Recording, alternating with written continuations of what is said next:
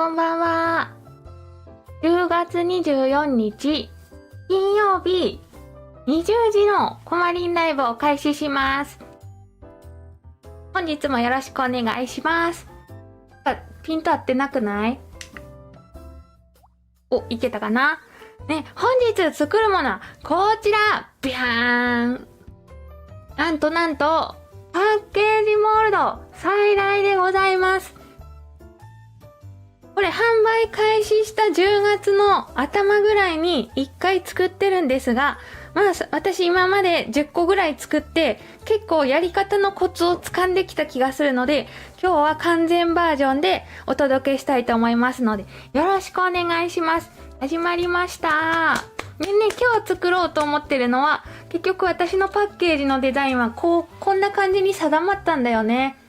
いろいろ考えたんだけど、前回のライブでやった時とは違って、チョコをバーって流して、フルーツとコロクマちゃんを閉じ込め、そしてこっちにチョコスプレーを、これ開くんかな？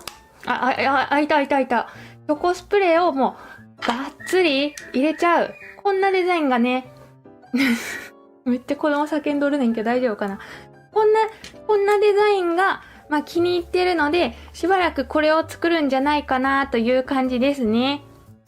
なので、こちらをやっていこうと思います。よろしくお願いします。で、これ、背面にリバティーヌの入れてるねんけど、そのあたりも解説していこうかなって思いますね。パッケージだけ作って止まってますって方めっちゃ多いよね。中に入れるもんむずすぎるねん、これ。でもね、私個人的にはもうぎっちり入れちゃう方が可愛いかなって思ってて、そういうのもあってこのデザインに行き着いたって感じ。このモールド蓋がガタガタになるってね、これはしょうがないと思う。なんか完全に切ったりは無理だよね、きっと。ガタガタってどういうことやろ？これはガタガタに入るんかな？蓋がちょっとゆるいのはね、あるあるかなって思うねんけど、ガタガタが気になる。また教えてね。で、こんばんはって早速来てくださる方もありがとうね。今日は2つ作ろうと思ってて、これ売り切れてるかな？昨日見た時売り切れやってんけど、3分割が多分売り切れちゃってて、2分割と丸だけある気がするな。多分再販されると思う、また。とりあえず今日はね、今なぜかここにあったんで、3分割と丸で、まだ背面布入りの丸をやってないからね、やってみようかなと思っておりますよ。よろしくお願いします。リバティの穴の部分はもうね、気合で切るから見てて。タミヤに超頑張ってもらう感じ。本当は布切りバサミがあるといいんだろうけどね。あれ、テープがなくて大ピンチ。モールドのさ、ホコリ取りたいのに。テープどこ行った？痛い。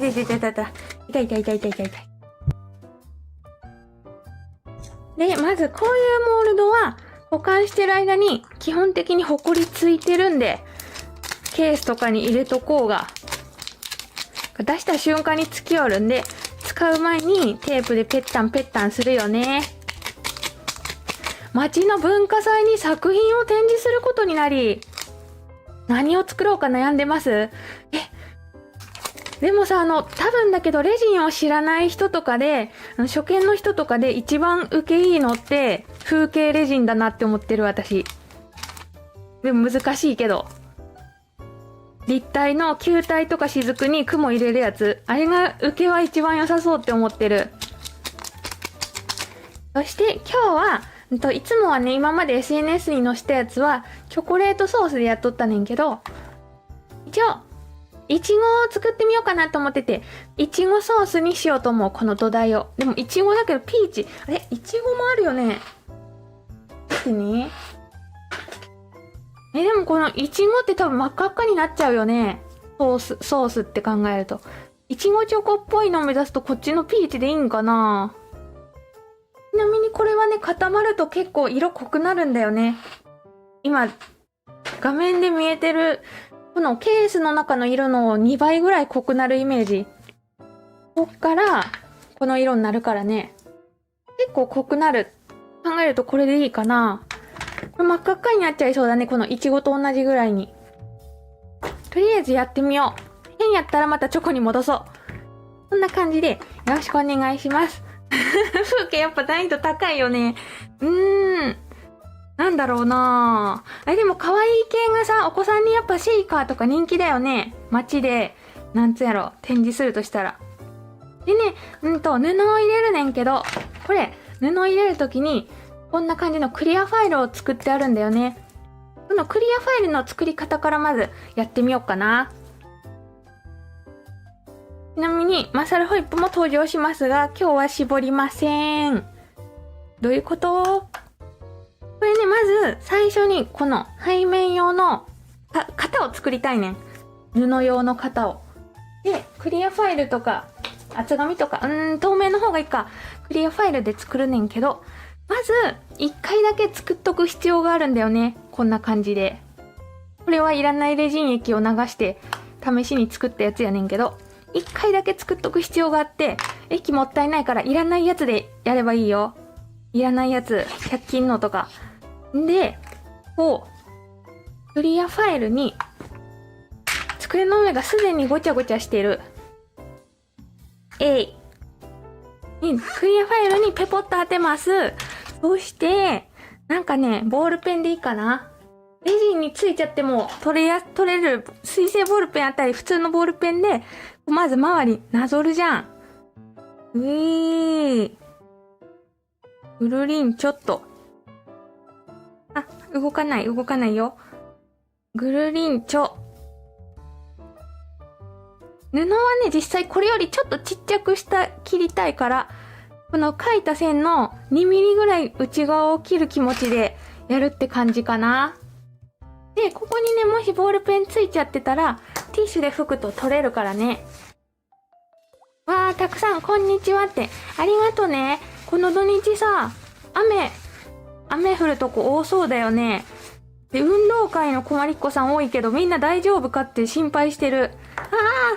運動会の予定の困りっ子さん多いのにさ、天気予報が雨降るとこ多いからね、大丈夫かな？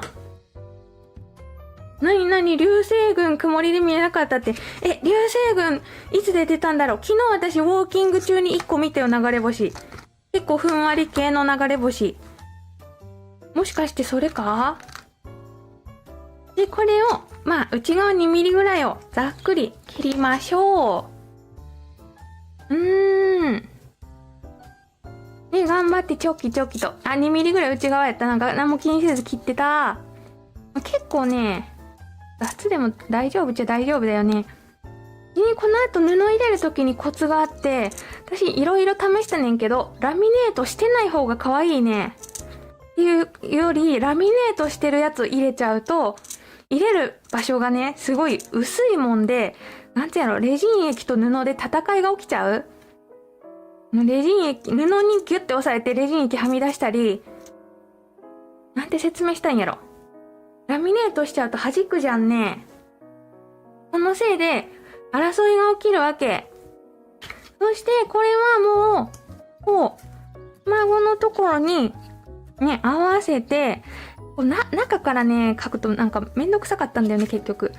裏から合わせて、裏から。そして、待って、なんか全然卵の形になってない。大小もしかして。はみ出しすぎてるから、ちょっとここ後でカットするつもりなのと、こんな感じで書く。で、この外1ミリを切る。こんなことになる。で、これは、なんかね、穴開けるものなら何でもいいや。穴開けるもの。何か穴開けるもので、って穴開けてもろて、画鋲刺すとかでもいいんかな。穴が開きます。ちょ待って。ふんわり系の流れ星見たよ、昨日。ふわーって飛んでった。21日流星群だった。もうだいぶ前だった。流れ星見れるものなら見たいね、なるべくね。明日は孫の7歳の誕生日ですって書いてくれてる方がいる。孫ちゃんおめでとう。7歳ってことは次小学校じゃない？ね、これからも元気にすくすく育ってほしいよね。おめでとうございます。レモン彗星ってなんやろ？ふんわ流れ星はね、こんな感じ。こういう感じ。ふわーんって。ちょっとゆっくりめで、すごい光ってるやつだった、昨日見たのは。私ね、ウォーキング中に結構今まで流れ星10回以上見てて、で、なんつうんやろ。掴んだんだよね。流れ星を掴んだんじゃなくて、法則がある、流れ星には。ね、空の高いところだと、なんつうんやろ、縦にシュッて流れて、で、地上に近い流れ星ほどふんわり横、水平に流れる。今まで10個ぐらい見たけど、全部そんな感じ。多分ね、科学的に当たり前のこと言ってるんだと思う。空、上の方だと遠いから早く見えるとか、そんな感じでしょ？で、これで穴がなんとなく開きましたね。まあ、これはね、布に当てて切ってから微調整頑張るって感じなんで、適当。ここは。よし。こまりさん、こまりっ子の皆さん、こんばんは。いつも夫婦で見ています。嬉しい。夫が明日誕生日です。夫はこまりさんと同じ10月生まれで喜んでますよ。残念ながら美の才能はハテナマークですって書かれてる。ありがとうございます。一緒に見てくれてね。おめでとうございます。すごい。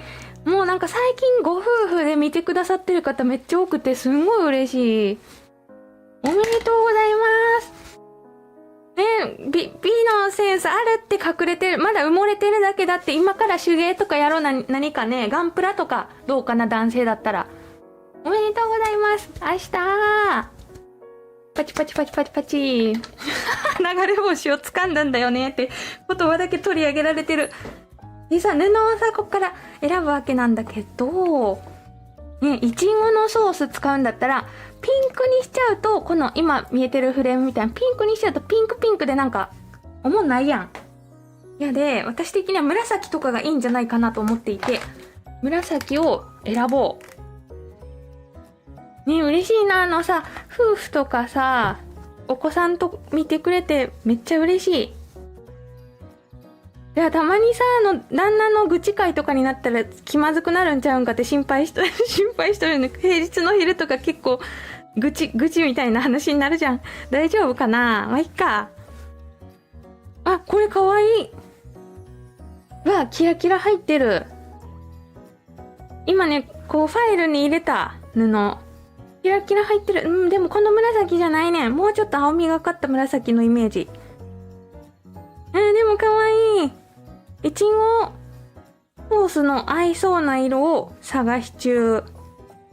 で、レジン液もなぜかちょうど紫色が余ってて、ただちょっと濃い紫だった気がするから、それを薄めて使いたいなと思ってる。これ大きかったらよかったのに、あとこんだけだ。ね、お祝いがドワーっと。ありがとうございます、お祝いね。天秤座はね、美的センスがいいってなんかいろんな占いで出るから、埋もれてると思う。まだ出てないだけで。天秤座の皆さんでね、私はセンスがないって思ってる方は埋もれてるかもしんないよ。だって私、手芸初めてまともにやったのがレジンだからね。それまで、ほぼ手芸、なんつやろ、おまけでやる感じで生きてきたからね。ねえ、これかわいい。出た。これかわいくない？これにしようかな。でもなんか、もうちょっとカジュアル布もありかな。もやっとしてるんや、わざわざ。どうしよう。一周しそう。これもかわいい。これ、後でさ、水色の方でこれやろう。水色と紫。これいいじゃん、これ。紫っぽいのきたー。この二つでやろうっと。水色の色と合わせるのと紫の色と合わせるやつ。この二つにしよっと。美のセンスは3億光年先ぐらいにあるはず。めちゃくちゃ遠い。何回か生まれ変わらんとたどり着けない。3億光年先にあるかな？いい。水曜日に友達と旦那の悪口で6時間も話し込みましたよ。すっきりって言ってる。何をやらかしたら6時間分のネタができるんだろうね。でも私もいけるか、6時間。で、こっからは、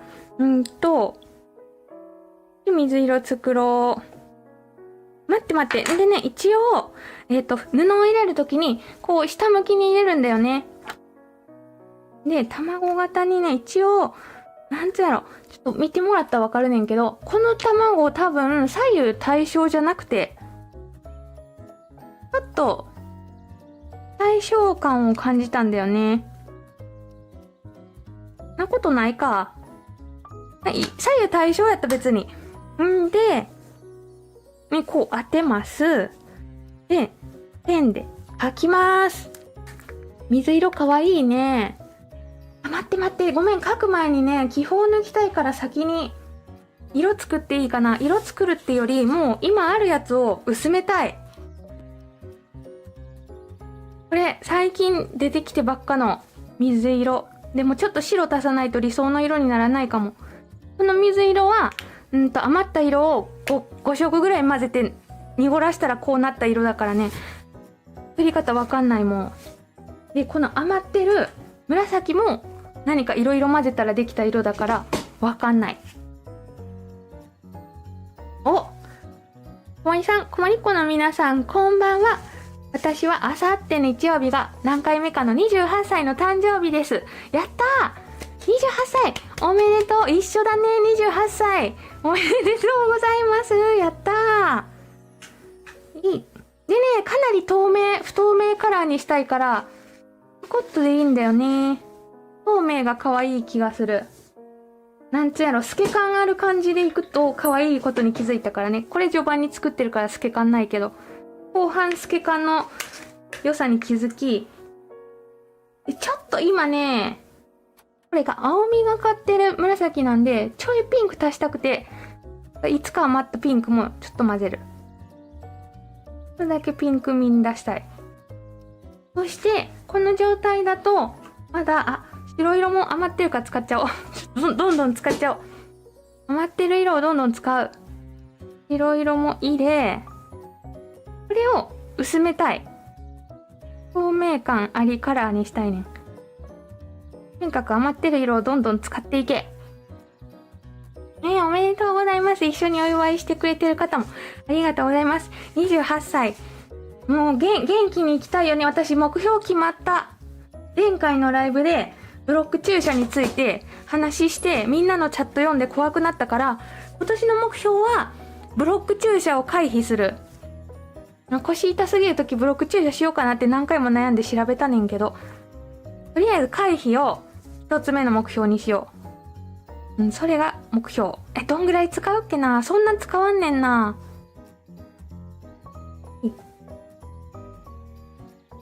こんな感じで、ちょっと作っとくか。なんか作りすぎそうな気するな、また。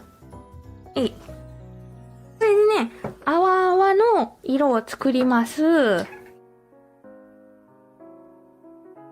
姉にブローチを頼まれているのですが、センスがなくて悩んでいます。レジンのブローチかな？そんな時こそぜひコマリンレジンのデザインを、参考にするのはどうかなとか言って。結構ね、センスいい方のと同じのを作ってみるの、近道かなって思ってる。上手くなる。ちょうどいい色、濃さになった。偶然やった。でも、ちょっと緑がかってるけど、まあ、いっか。いや、もうちょっと白欲しいな、白。もうちょい白が必要。で、ちょこーん。これでちょうどいい色になるかな。おまりさん、こまりっ子の皆さん、こんばんは。明日は人生2度目の胃カメラ。出た、胃カメラ。私やったことないねん。相当きついらしいよね。何年か前に盛り上がったよね、胃カメラの話で。相当きついらしいけど、でも今、明日やる方にそんな話をしたらあかんやん。ね、緊張していて、胃がキリキリしてますって。大丈夫。でもなんとかなったからね、みんな大丈夫。でも一瞬だと思って頑張ろうね。頑張ってきてね。胃カメラと、あと何の話やっけ？機械に入れられてぐるぐる回転させられるやつとかの話したよね。名前忘れちゃった。まだやったことないねんな。まあでもやることがまず偉いよね。何かあった時にすぐ気づけるしさ、なんかそういうのをやるのが大事だと思う。頑張ってきてね。はい。で、作業に戻る方もね、頑張ってね。みんな何してるだろう。レジンかな。最近レジンはしてないけど見てるよって方多くてすごい嬉しい。プレゼント企画のさ、時のニックネームで教えてくれる方いるよく。みんなに毛糸したり、他のやつやってる方多いよ。嬉しいね。今日は母の86回目の誕生日です。施設にいるので何もできないけれど、今日は何度も一人でハッピーバースデートゥーユーを歌ってました。優しい。お母さん86回目の誕生日86歳。おめでとうお母さん。一人で歌ってるのかわいい。さ、お風呂とかで歌うよね、一人で。これちょっと気になっとるねんけど。家族がね、すごい、近くにいるときは歌わないけど、もうみんな寝静まった後に風呂入るときとかあるねんけど、そういうとき結構歌っとるねんけど、お風呂で一人で歌うよね、みんな。誰も歌ってなかったらどうしよう。お風呂じゃなかろうが歌ってる方もいるかもしれない。バリウム、ぐるぐる回されるやつ。もうやったことないねん。色できたー。ね、こんな感じで、泡の色ができ、これはちょっとあっちの方に置いとくね。で、布を切りましょう。飯食ってます？何食べてる？私はチャーハン食べた今日。ニコスキパパ特製チャーハン。そして、布に戻ってきました。今は鼻から入れる胃カメラもありますよ。それってどうなんやろう？入れるとき気持ち悪いんかな？胃カメラは肩に力入れず、鼻呼吸で乗り切ってね、だって。ね、そうだよね。なんか、あわあわして、息できないってあたふたしちゃいそうだけど、よく考えたら鼻呼吸しなきゃダメだもんね。あたふたしちゃいそうだな。家族の前でも普通に歌うよって。家族がいても歌ってます。よかった。みんな歌うよね、やっぱりね。大丈夫そう、歌っても。100円ショップにあるビーズが可愛すぎて、それをきっかけにビーズアクセを作り、ビーズを中に入れたい欲でレジンを始めたのがきっかけです。私はね、花入れたかったんだよね、最初から。花入れたくてレジン。じゃあもう違うとこなぞっちゃってやばい。ごまかせるかうまく。私は花を入れたかった。ビーズを入れたかったっていう。ね、そういうのもあるよね、きっとね。ちょっと、ここ間違えちゃったけど、多分、なんとかごまかせると思う。皆さん、こんばんは。かなり久々のリアタイです。今日は作り置きを作ってました。料理の作り置きかな。焼きナスに母親手作りのニンニク味噌を塗って食べました。だって、ニンニク味噌美味しそう。ねえ、ありがとうございます。お久しぶりの参加も大歓迎ですよ。いいな、ニンニク味噌。私は胃カメラ飲むの上手って褒められましたよって。うまい下手があるのかな、胃カメラ。ね、私もそろそろやった方がいい年だよね。何か調べるときにやるのかな、胃カメラって。毎年、なんやっけ、市かな、県か、どっかから来る健康診断は受けてるけど、胃カメラをしたことがないな。麻酔で眠るんだ。胃カメラって麻酔するんや。じゃああんまり、でも、あれか、終わった後痛いとかそういう感じなんかな。気になる。いつかやったらまたライブでレポするね。胃カメラレポ。で、ここからはタミヤに頑張ってもらっとるねんけど、本当は、布用のハサミがあるといいよね。もっとタミヤより上手に切れるんでしょ、ザクザク。で、これ一応ね、ラミネートしてある方が切りやすいんだよね。今ラミネートしてないからすごいヘナヘナしてて布が。すんごい切りにくいけど、もうタミヤの気合でなんとか切ってる状態。これが多分布用ハサミだったらね、もうちょっと切りやすいんだろうな。ラミネートしてある生地だとね、スパン切れるねんけど。ここがもう自分で、ちょっとはみ出しちゃったとこが自分ではみ出しちゃったとこがおかしくなってる。自分のせいで。んでさ、本当に家族がいないと思って大きい声で歌ってたら、いたみたいな、そんなことないねえ、料理しながら楽しく歌ってたら、サビ部分の時に夫が帰ってきたことがありました。だよね、なんやろ。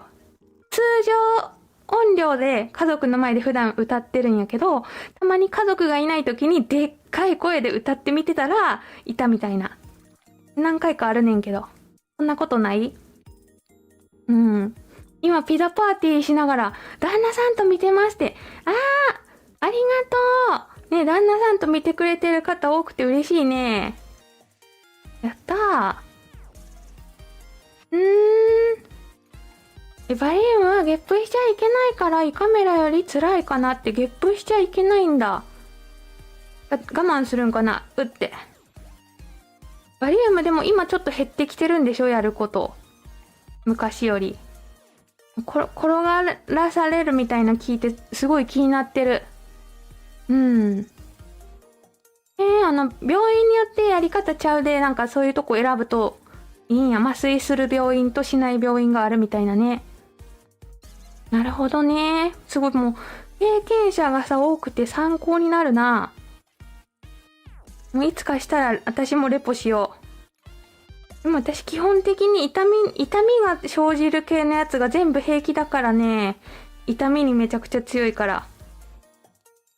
なんか意外と平気かもしれない。やっと切れた。もう、これさ、私いい加減買った方がいいかな、布用の。ちゃんと切れるハサミ。ちゃんと切れるハサミやったらもっとこんなさ、ゆっくりじゃなくても切れるよね、綺麗にスパーンって。で、ちょっと線を整えたい。でもこれ普通のハサミよりはタミヤくんの方が、マシだよね、布切るとき。こう、細くさ、1ミリだけ切るとか、普通のハサミじゃできん気するもん。で、ここの穴のところは半分に曲げて、ね、ちょっと失敗したやだからね、この穴の真ん中の辺に切れ込みをちょっと入れておき、で、こっから切るって感じ。こっから切りましょう。はい、チョキチョキと。皆さん、こんばんは。チョコクマさんとっても可愛いです。卵型も欲しくて買ってしまいましたってね。すごい。パッケージモールド。多分もう5000個以上売り切れてる。すごいよね。大人気。でも、なんだろう。買った人の割合により、買った人めちゃくちゃいるはずなのに、SNS でまだそこまで見かけてないから、多分みんな、このパッケージだけを作って、すごい切りにくいここ。パッケージだけを作り満足して、中身待ちの状態かなって予想。そこまでたくさん5000個買われた割には出てきてないなって思っとるね。ここやりにくい。頑張ってタミヤ。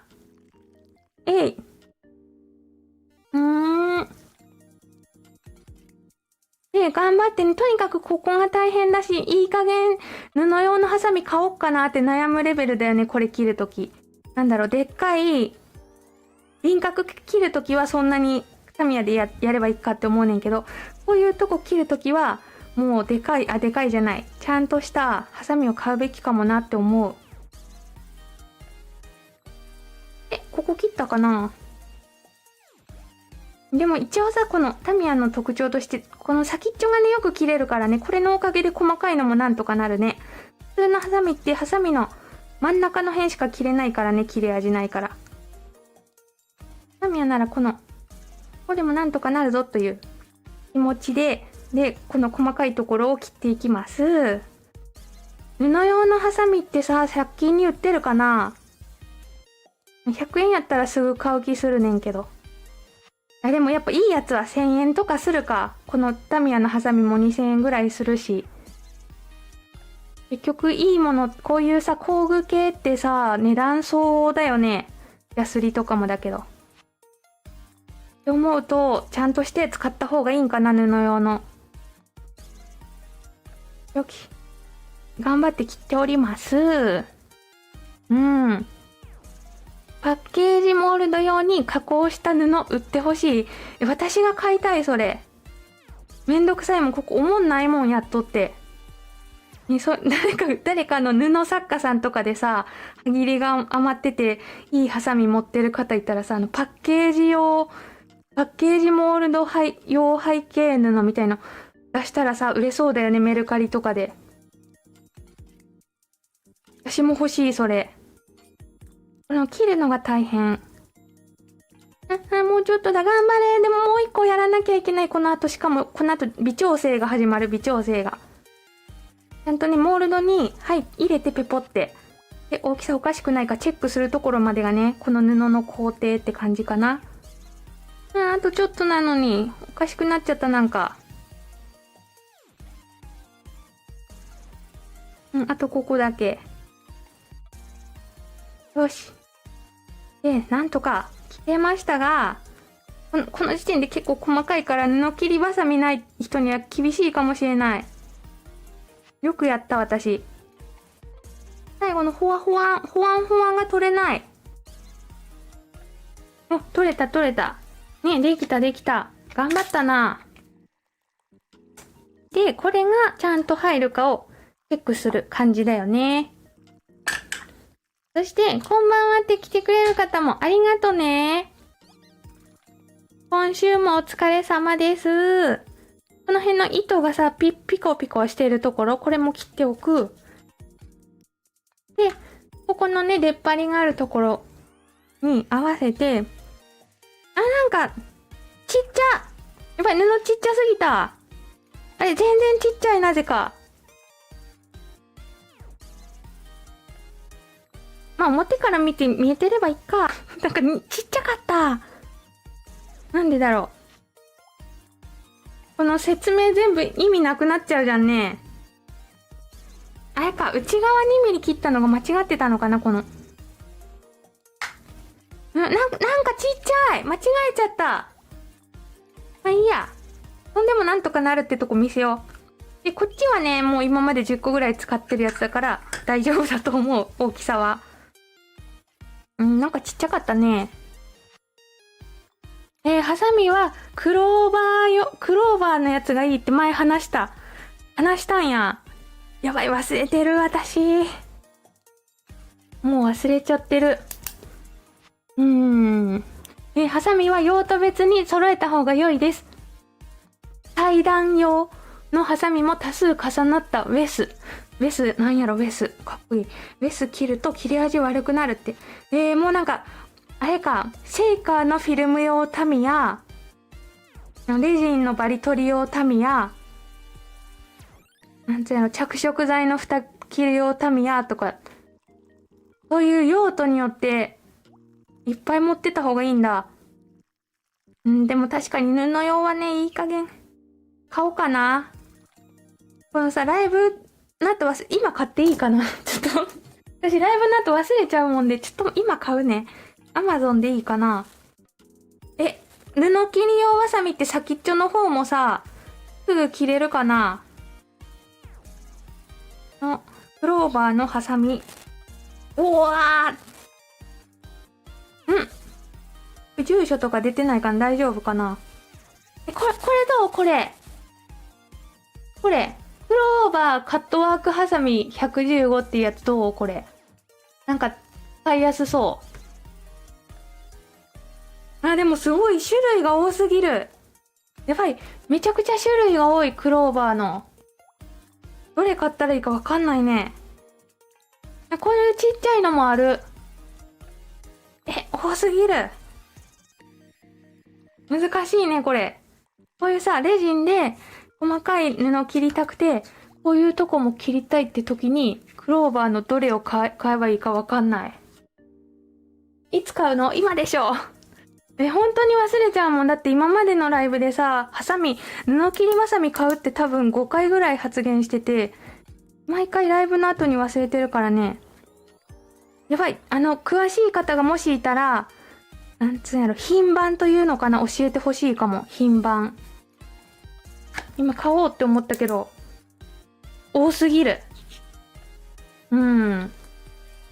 んで、まあ多分これはさ、日頃から布小物してる方が詳しいんだろうね。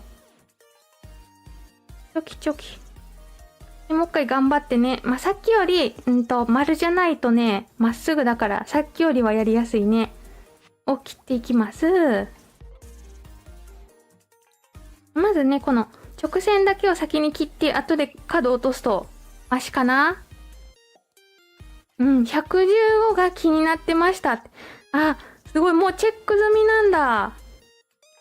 めっちゃ種類多かったよね。でも種類多いってことはさ、ほら、ロックチテとかもさ、種類めっちゃ多くて、接着剤マニアって感じするじゃん。こだわってそうだよね、種類多かったら。あとは残ってるとこを切り落としていきたい。糸切りバサミを買うといいかもしれませんって言ってくれてる。これはさ、クローバーの糸切りバサミ、さっき写したやつかな？それでうまくいくかな？糸切りバサミってことは細いものを切る用のハサミってことだもんね。うん、手芸メーカー強いよね、やっぱりね。昔ながらのって感じする。で、この辺も切っていきます。こんばんはって来てくれる方も、お疲れ様です、今週も。私は 135PW 買ってます。パッチワーク用だけど布が滑らず切りやすいです。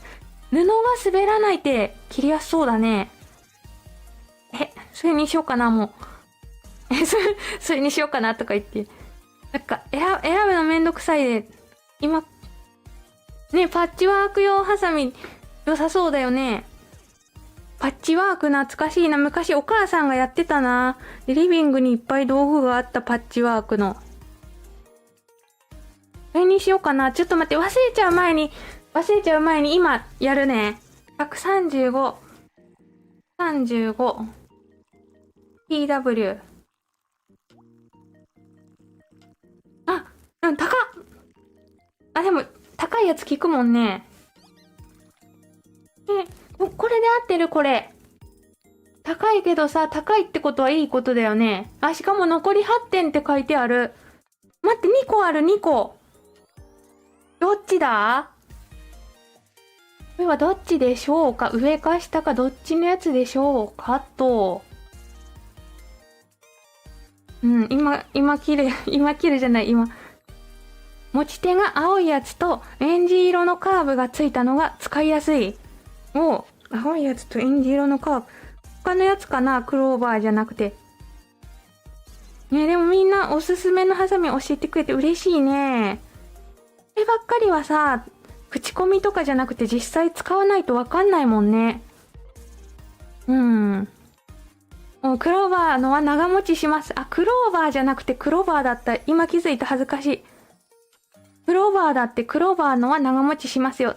だよね。だからタミヤもさ、これすごい、今4代目やねんけど、すごい長持ちしてて。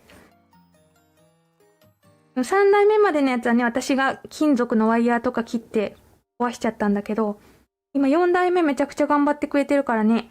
やっぱ高いやつはちゃんと使えば長持ちするよね。プロ 18？ パッチワーク用プロ18。待ってね、この穴んとこ、もう今届けてくれよ、アマゾン。穴切るのが苦痛だから今届けてほしいね。いや、プロってついてる高いやつってことだよね、きっとね。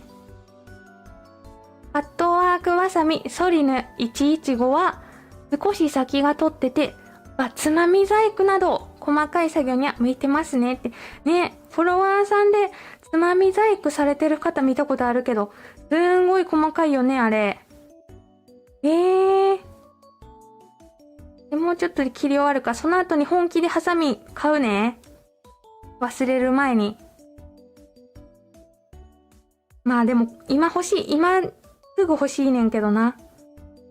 未来とかさ、もうドラえもんの世界やねんけど、ネットで、注文、ピポってするじゃん。したらさ、もう、原子を移動とかさしてさ、目の前に商品がピーンってくるみたいな。そんな未来ないんかな？何百年後かに。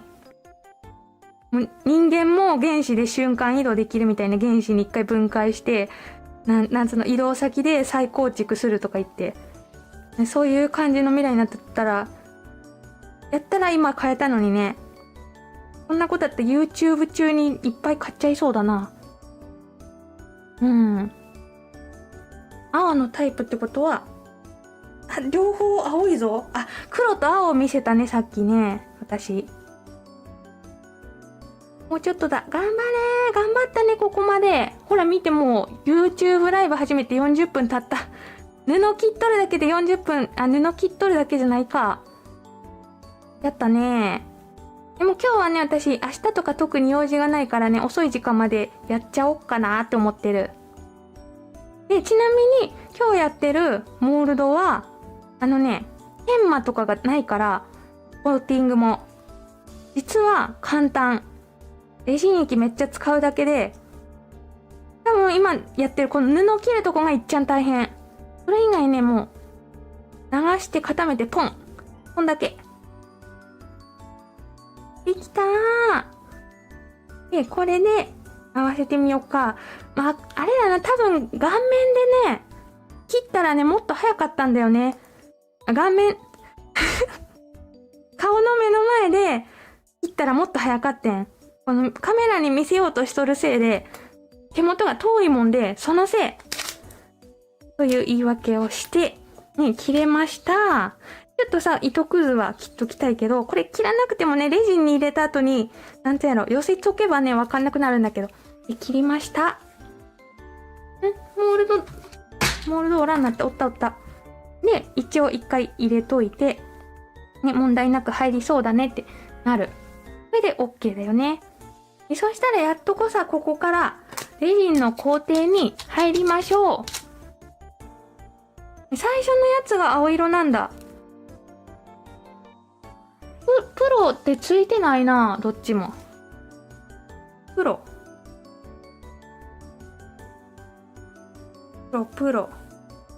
EX とか。もう、なんだろう、135サイズのがいっぱいありすぎて。いっぱい入れてきちゃうね。でもさ、高いやついってみようかな。これ。ほら。もうちょっとしっかりレビュー読んでから買おう。で、あとで今ね、チャットたくさんいただいてるから、それも読み直してから選ぶね、ライブ後に。ライブ後に絶対忘れない。ということで、作っていくんですが、どうしようかな。まず、丸からやろうと思うんですが、これね、結構コツがあって、なんつうんやろ、このモールド作ったことある方はわかると思うねんけど、思ったよりレジン液、見た目よりは少なくていいもんで、流しすぎちゃうこと多いんだよね。思ってたよりそんな使わなかったなってなるねん。なもんで、なんつうんやろ、最初さ、この部分だけ流したいんだよね、この部分。で、ちょうどいい量流したつもりが、なんかはみ出すんだよね、こっからビヨーンって。っていう事態が何回もあったもんで、まず少なめでいいんだよね、思ってる。見た目より少なめ。やばい、液足りない。ちょ待って、液全然足りん。やばい。液が全然ってことないか。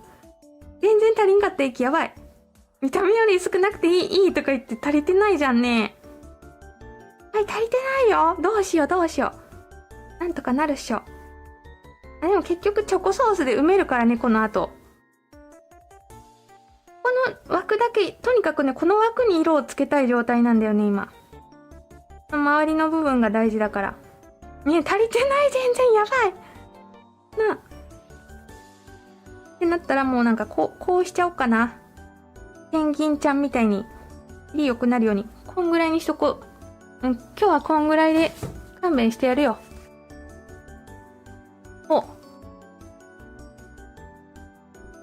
で、これはね、結構細いもんで、気泡がね、生まれやすいもんで、タレでほじりたくて、読んでみよう。せーの。おじよーおにゃーい。23代目かな？いや、4代目かな？やばい、忘れちゃった。おじよで、一回なぞっておきましょう。明日確認のストーリーズ立てますって、メンションで立てたら、もし忘れてても私は思い出すかもしんない。おじよでなぞります。よいしょ、よいしょ。あれでも浮いてこないからできてないかな、気泡。お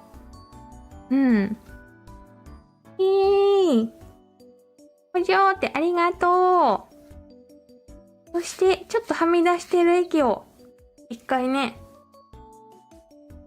あれ？メンヘラコおらんなってる。どっか行っちゃったメンヘラコ。メンヘラコいないからしょうがなく朝食棒で、ね、このはみ出し液を軽く取っておきましょう。軽く取っとけばいいね、もう。ここだって結局、チョコソースで埋めてわからんなる場所やでな、ここ。とりあえず軽く取っておきます。はい。でこれでさ、一回固めようと思っとるねんけど、ちょっと放置した方がいいもんで、このまま置いとくね。隣に。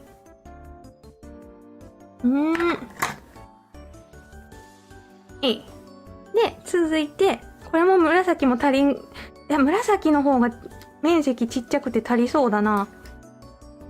こちらも流しましょう。もう同時にね、作っていくよ。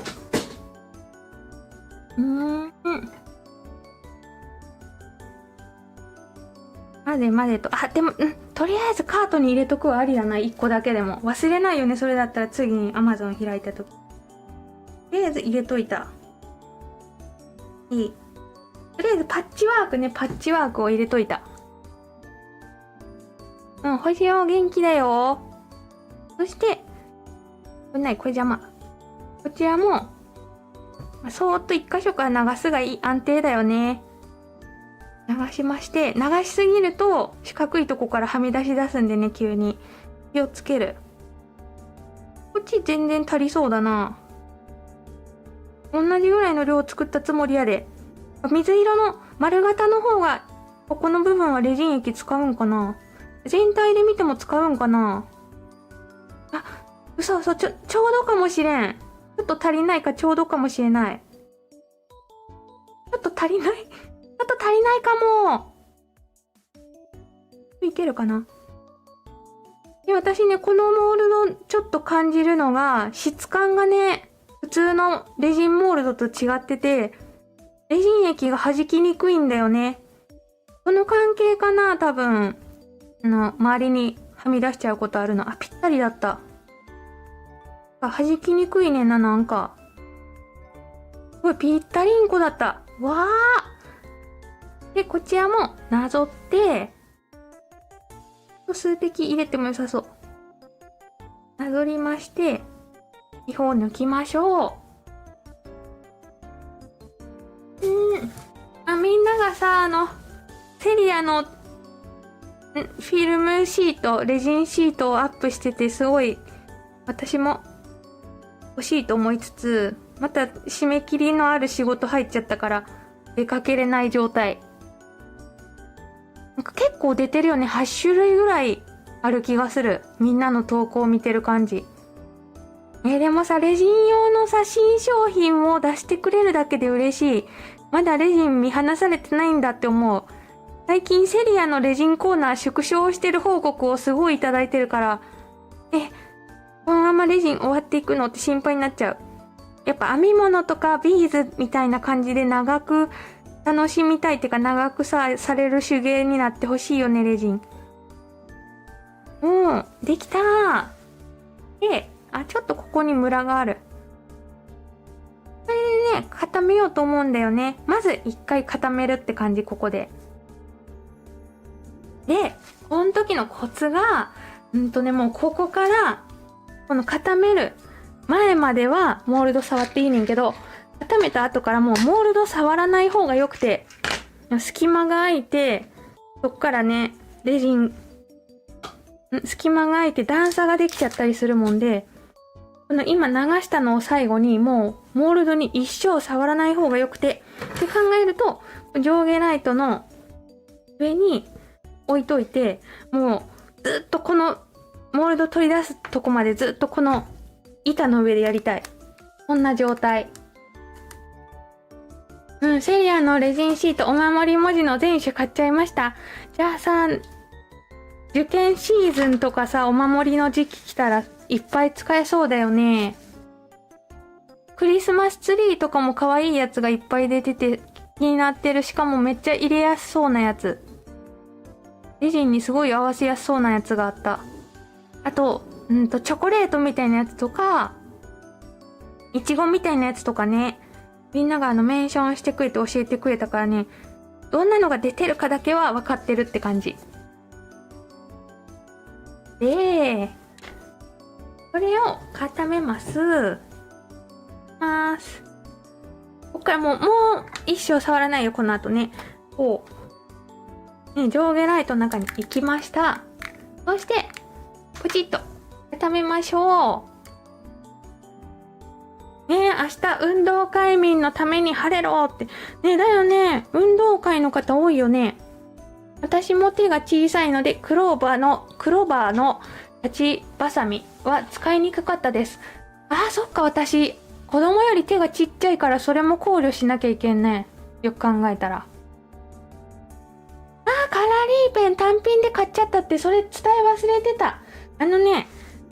グリーンオーシャンさんから、なんと、キャラリーペンが単品販売されておりますが、これはね、実は7月の会議で、コマリンライブでコマリッコさんからいただいたリクエストとしてお伝えしてたんだよね。キャラリーペンの単品が欲しいですっていうご意見を結構いただいてて、それを伝えてたのがね、多分実現したんじゃないかなって思う。これ、ね、お話しした時はね、仕入れの関係で単品販売難しいって言われてたねんけど、いけたんだなぁと思って。ということで、私黒と白の先っちょを潰しちゃってるから、買おうかなって思ってる。キャラリーペン単品販売しましたーっていうお知らせしなきゃダメだった。こんな感じでね、コマリッコさんのリクエストがどんどん反映されるかと思いますので、お楽しみに。究極の黒もさ、もう一回再販してたよね。今日やっけ昨日やっけ出たよね。でも、もう一回売り切れたんかな。古っ。キャラリーペンが単品で、そう。で、これ、固めたじゃん。こっからもう一生触らないから、モールドに触っちゃダメ、これ以降。こことここの隙間、あっという間に開いちゃうから。で、この後にやることが、こっからは簡単だよね。こんな感じで、レジン液。で、とりあえず、半分ぐらい流すじゃん。半分ぐらい流します。そして、なんやろ、残りのモールドの量の半分ぐらいって感じ。で、気泡を抜きますって思うけども、今サラサラ使ってるからね、気泡ほぼないね。何もしなくても。この状態で布をペポッと入れるんだよね、ペポッ。で、ここでラミネートしてると結構難しくて、布の下に気泡入っちゃうんだよね。ラミネートしてない布だと、この布の隙間から気泡が出てくれる、外に。結構ね、ラミネートしてると色がパキッと出るとこはいいとこではあるねんけど、レジンに入れた後に気泡抜くのがすごい大変やったりするもんで、ないとラミネートせずに入れるのありだよって思ってるんだけど、和紙とかはさ、ラミネートしないと、こうレジンに入れた瞬間に黒ずんじゃう、色がグレーになっちゃうやつとかあるらしいからね。ここもまた難しいよね。で、今やってるのが、布の下に入ってる空気を抜いてる。布から空気出るもんで、結構入っちゃってるんだよね。ちょっと透けて見えてるんだよね、気泡が。それをこうパフ抜いておりますって感じ。この時にレジン液満足ポンになってると、こうビヤーンってはみ出して、あ、ここについちゃった。ビヤーンってはみ出して、この枠の周りにいっぱいつきよるもんで、だから半分しか入れなかったって感じだよね。まあ、究極の黒再販されたので購入しましたってね、今回再販で購入できた方多いよね。一瞬、1分ぐらいで売り切れた後に、もう一回再販してたっぽい、どうやら。こんな感じでね、またリクエストをいただくとね、いろいろ反映されることもあるかもしれないので、またいつでもお待ちしております。ね、ライブ中だとね、私見逃しちゃうことあるかもしれないから、コメントでリクエストいただくのが確実かな。ライブの後に動画アップされるじゃん。ここのコメント欄だと確実に見落としがないですという感じです。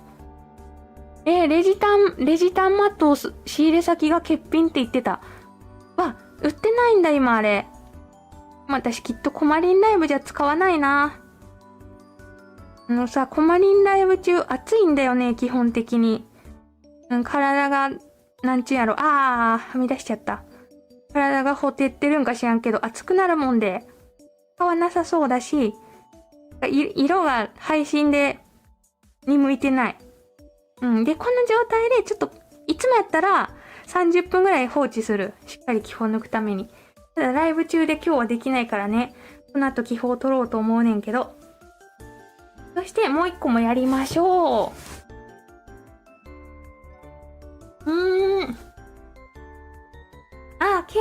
KOL になったよって配信の時にキャラリーペンの単品欲しいってチャットに書きました。そう、その時のね、リクエストだと思う。ね、お願いかなって嬉しいよね。ありがたいね、そういうのもね、考えてくださってね。こっちも入れましょう。私はレジン液入れすぎてガタガタになりました。そうやねん、この、うちがさっき話したみたいにこのモールド、多分弾きにくい素材なんだよね、レジン液が。なんで普通のモールドやったら、この縁から液がちょろんってはみ出しても、レジン液のさ、表面張力っていうんかな、一箇所に集まる力のおかげで、ヒュって中に戻ってくれるねんけど、レジン液が普通やったらね。このモールドなかなか戻らないんだよね。なんかそういう意味でちょっと他のモールドと違う感感じるよね。こっちもパフパフパフと空気を抜いて入れましょう。そして蓋の方は後でザーって流して最強放置しとくだけでいいか。蓋も一応コツがある。流しすぎがちだから思ったより少なく入れてちょっとずつ足すみたいな。あとね、私は出した後に蓋の表面一回盛るんだけど、それも多分今日のライブでできるんじゃないかなと思う。これで入りました。本当やったらね、ここで、トレースライトとか、下にライト引いて、下から照らすと、なんつやろ、布の下にさ、潜んでる気泡すごいわかりやすいと思う。ここで。配信やとね、みんなが見えなくなっちゃうからしないねんけど。出てきた。ね、こんな感じで、やって、そして、入ったねってなって、こっから満足ポンにして固めたいよね。めちゃくちゃでかいモールド。なくなるか、レジン液。ちょっと待って、新しいな、今日。なくなりそう。私はキャラリーペンは顔描いたり、ここ色欲しいなという時使います。ね、私はもう、顔描きばっかりに使っとるねんけど、もうね、買って早々壊したんだよね、ペン先。出てこないなーって思ってガンガンガンってやったら壊れちゃって。本当はゆっくり上下にカチッカチッってやるらしいねんけど、なんやこれ出てこんやんけっつって、ガンガンガンってやったら速攻壊れたよね。黒と白両方壊れちゃった。でも再販するんだ、レジタンマット。で、じゃあ、こんばんは。コロンとアニマルモールド欠品でした。なんつうんやろ。チテクマじゃなくて、チテポン作ったやつか。もう一回再販するんちゃうかな。どうかな。でもコロクマモールドとか再販しなかったもんね。やっぱあれ可愛かったから売り切れるか。これもね、流しすぎると、さっきみたいに端っこにはみ出して戻すの大変なことになっちゃうからね。ちょっとずつ追加するのが無難だよね。こう。ちょっとずつ。で、なんかね、とにかく、流しすぎると後で苦労する。縁にはみ出したやつが割りになって。で、すごいでっかいモールドでさ、マンツクポンになってるじゃん。これをライトに入れるときに、ちょっとでも傾けると、レジン液がこの辺にビヤーンって出てくるわけ。なもんで、めっちゃ慎重に水平を保ちながら、ライトに入れるか、それかもうここで一回固めるのもありだね、持ち上げずに。上から固めて、その後上下ライトに持ってく。で、上下ライトない方はここで上から固めて、結構しっかり固めた後に裏返せばいいんじゃないかな。もうとにかく動かすのが危ない、この状態で。こんな感じだよね。で、今ね、ちょうどいい量入れたからね、この穴も塞がらずに、うまいことできてるよね。これをバーチコリ固めたいと思います。本当はもうちょっと置いといて気泡抜きたいねんけど、しょうがないね。これを当たった方に許してもらおう。そして固めましょう。じゃーん。でもうめっちゃ固めたいんで、ここでプレゼント企画やろうかなって思う。2個できるけど好きな方1個プレゼントにしようかな。小森さんすぐガンガンするからって。せやねん、もう短期やでさ、すぐガンガンしちゃうねんな。ということで、今から今日の作った作品プレゼントやりますね。あら、こんばんは。発熱してしまったので、後でアーカイブしますって。ありがとね。もう発熱して大変なのにさ、やっと書きに来てくれて優しい。お大事にしてくださいね。さっきニュースで見たけど、インフル流行ってるらしい。すごい勢いで増えてるらしい、今。ね、気をつけなって思うけど、もうなるときは気をつけてもなるもんね。もう願うしかない、願う。ということで、今、プレゼント企画始まりましたのでね、リアルタイムで見てる方、ぜひぜひご応募ください。動かしちゃダメ。もうとにかくね、触るな。んで、これで、ね、一回表面固めたらもう大丈夫だからね。この状態から、両面ライト行くなり、もうちょっと表面固めてから裏返すなりしたいよね。こんな状態です。マープシーやめろ。ねえ、レジン作成しながらコメントも丁寧に返してくれる小森さん。毎回すごすぎて尊敬しちゃいますなんて言ってもらうとね、調子に乗っちゃうよ。そんなこと言っちゃったらね。ギャラリーの内蓋だけ売ってくれないかな？内蓋ってなんやろう？内蓋って、わかった。パポンって、違うよね。内蓋って、わかった。口のところで合ってる。口の出てくるとこ。それはできそうだよね。ないんかな、そういうの。プレゼントチャンスイエーイって、ありがとう。ぜひぜひ応募してくださいね。でね、今日、この後ね、買うものはもう作っちゃってるからライブでは作らんねんけど、概要欄に貼り忘れちゃったホットケーキモールド、また後で貼っとくね。作りだめしてあるんだよね。コロクマちゃんと、コロクマね、色聞いてもらえたんやけど、この前。このコロクマはね、もう余ってた色を全部混ぜたらこの色になったみたいな、5、6色の色からできたコロクマちゃんだからね、何色で作ったかわかんない、これ。コロクマちゃんと、あれホットケーキが、もうない。2個あった。ホットケーキ。これをこの後使いますって感じだよね。あとは、フルーツなど。インフル、今週6年生だけ学年閉鎖になりましたって。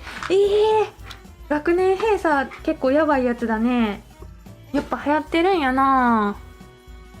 気をつけなきゃだよね。で、このね、フルーツなども入れるつもりで、マサルホイップは、買うんだけど、みんなが思ってるのと違う使い方すると思う。そして初めて使う、まだ未使用の、このチョコソースピーチも登場する予定。ね、気をつけなきゃね。インフルとかさ、ね、コロナもまだ多いんでしょ、きっとね。あとさっきニュースで見たのが、鳥インフルエンザが流行ってきてて、多分卵がもっと値上がるんだって。もうすでに高いのにね、卵。私の脳内で卵って10パック100円で止まっちゃってて、昔、妊娠中とかさ、いっぱい家事してた時代に、火曜日に卵10個100円セールやるスーパーがあったもんで、そのせいで私の記憶がね、卵を10個100円で止まってて、今行くとびっくりする。今ね、ちょっと高いとこだと10個350円らしいよ。いいよね。あ、応募グッドボタン完了って。そしてさっきから誰か、寝そうになってる方が結構いる、さっきから。まぶたが、まぶたがって言ってる方がいる。大丈夫か？頑張れ。あ、でももういいんちゃう？今、9時過ぎたから寝てもいいよね。卵値上がるきつくない？よく使うよね、卵って。米は値上がる、まだ値上がるっぽいしね、どうやら。卵ってよく使うやんな。猫好き姉ちゃんを妊娠しとる時代に毎日スーパーに行っとったねん。仕事辞めて暇になったでな。だからすごいスーパーに詳しくなった時代があって、で、わざわざその日にそれが安いっていうスーパーを巡っとって、冷凍食品がここは今日は安いとか、野菜がここは安いから、この曜日はここみたいな。なんかやけに詳しくなってた時代があって、でその時に火曜日は10パック100円っていうスーパーがあったもんで、それで覚えてる。ね、あ、そっか、5年ぐらい前までは普通に100円だったんだ。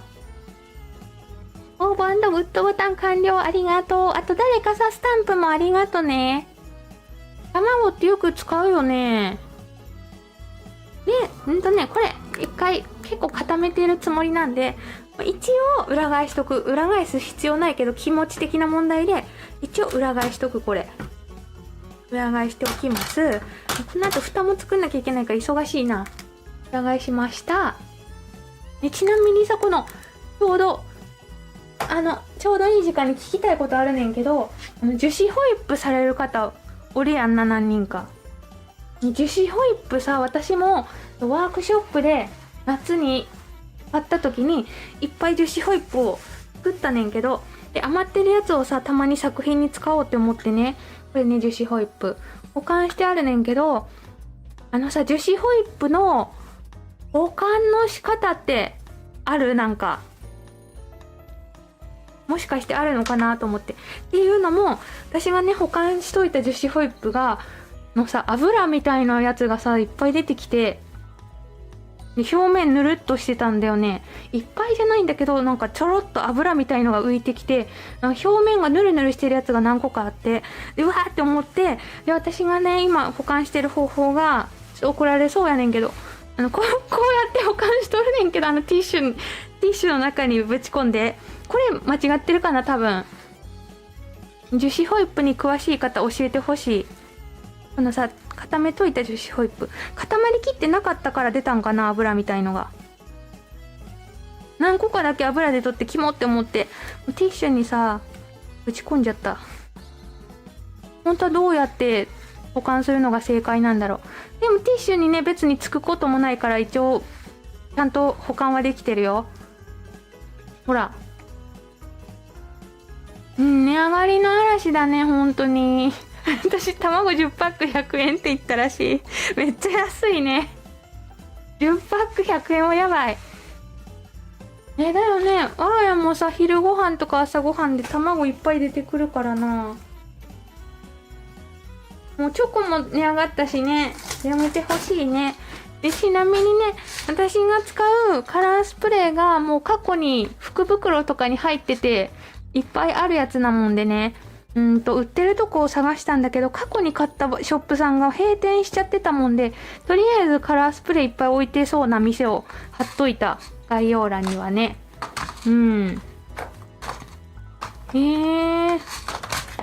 あれ、どこ行った？詳しくないけど、プラスチック容器に保管してます。ねえ、だよね。私もそう思って、最初はね、こういうケース、100均のケースの中にここにね、バーって保管してたら、何個かヌメヌメして、ベビーオイルみたいな質感のヌメヌメがついてて、特に匂ったけど、変な匂いとかはしんかったよ。ただの無臭のヌルヌルができてた。んで、ね、今はティッシュに包んでる。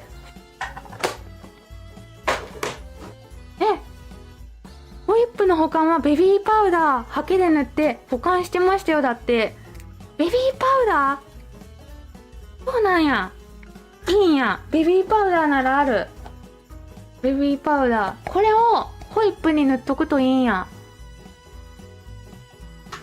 溜まったで。皆さん、こんばんは。今週もお疲れ様でした。こまりさんボイスに癒されに来ましたってありがとう。ねえ、今週もお疲れ様です。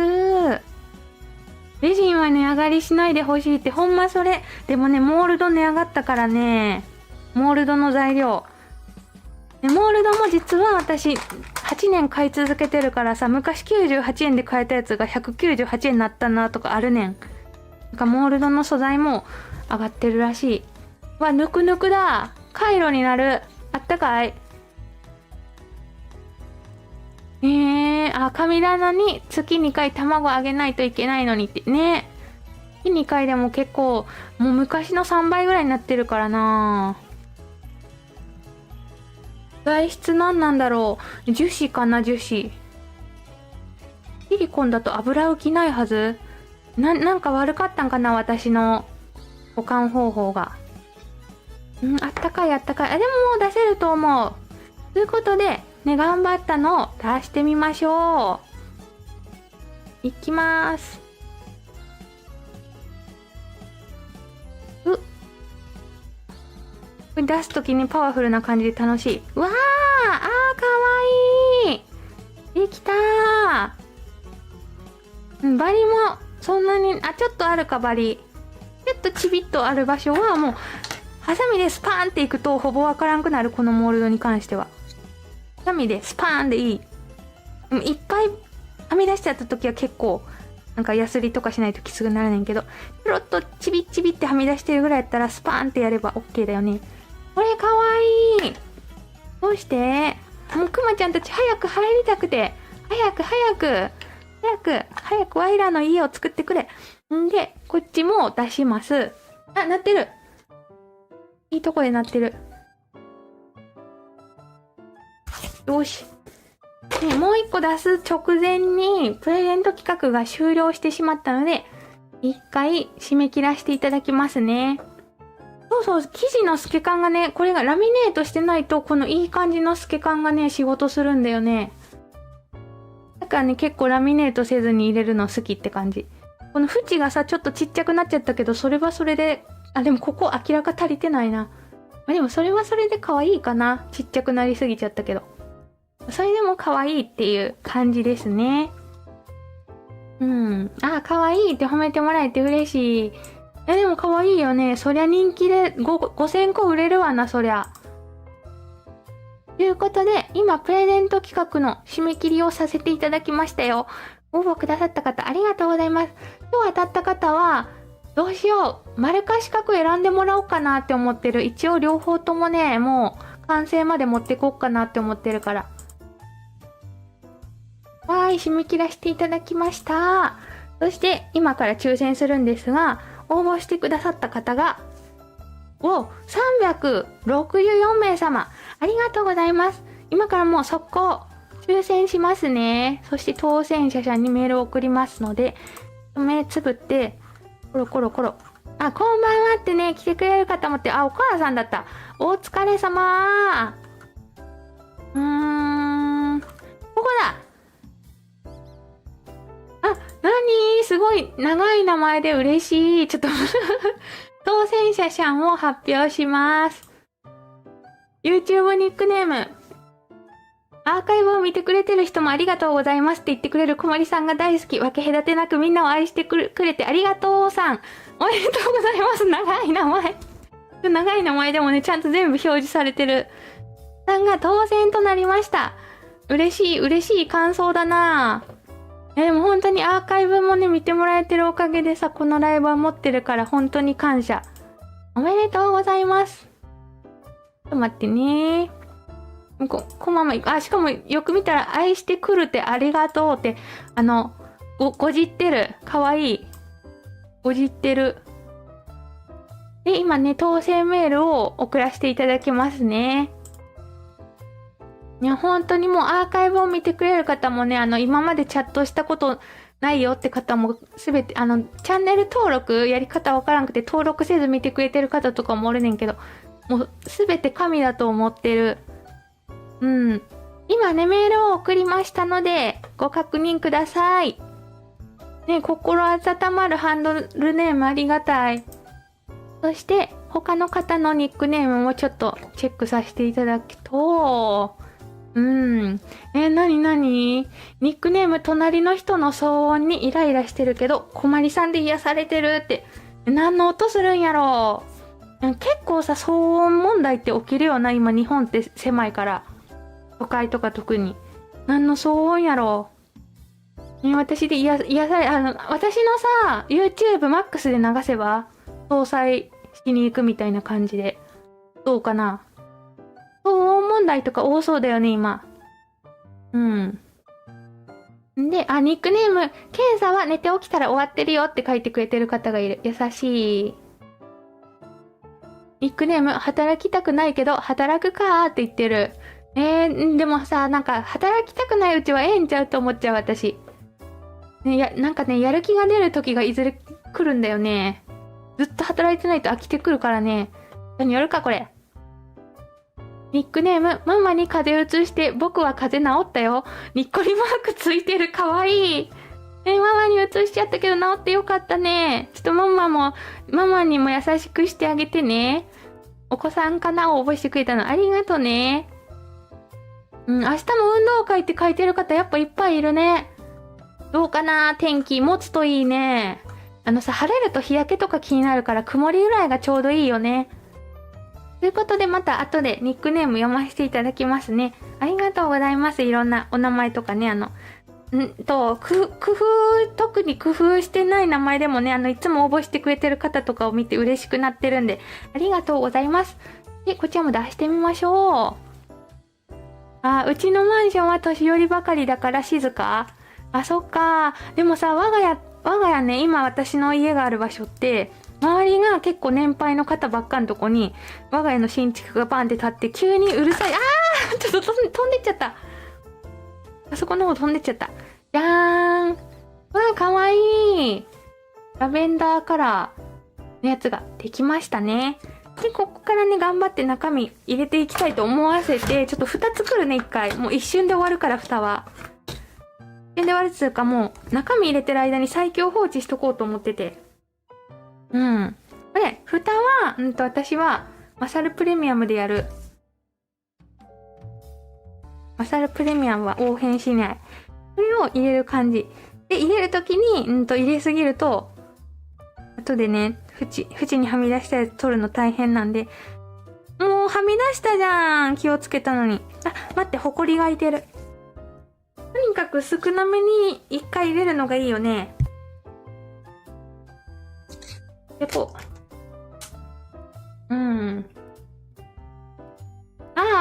週誕生日だけど当たらなかった。ちょっと待って、ホコリ取れてない。って書いてくれてる方がいる。もう今週終わるじゃん。おめでとうございます。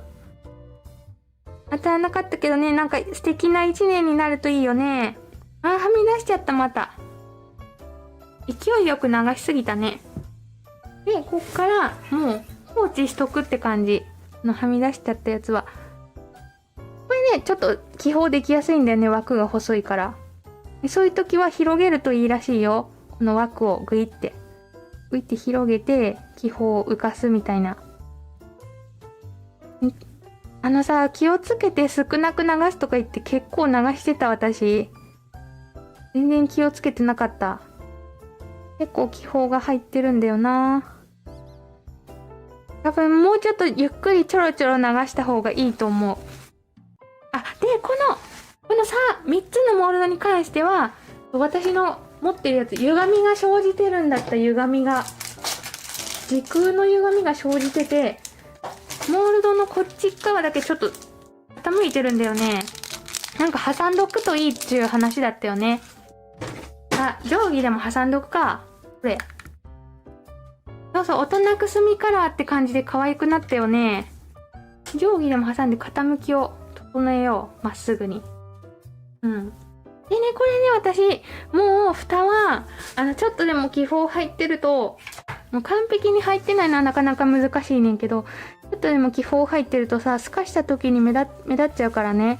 販売用で作る時はもう、この状態で1時間置いてる。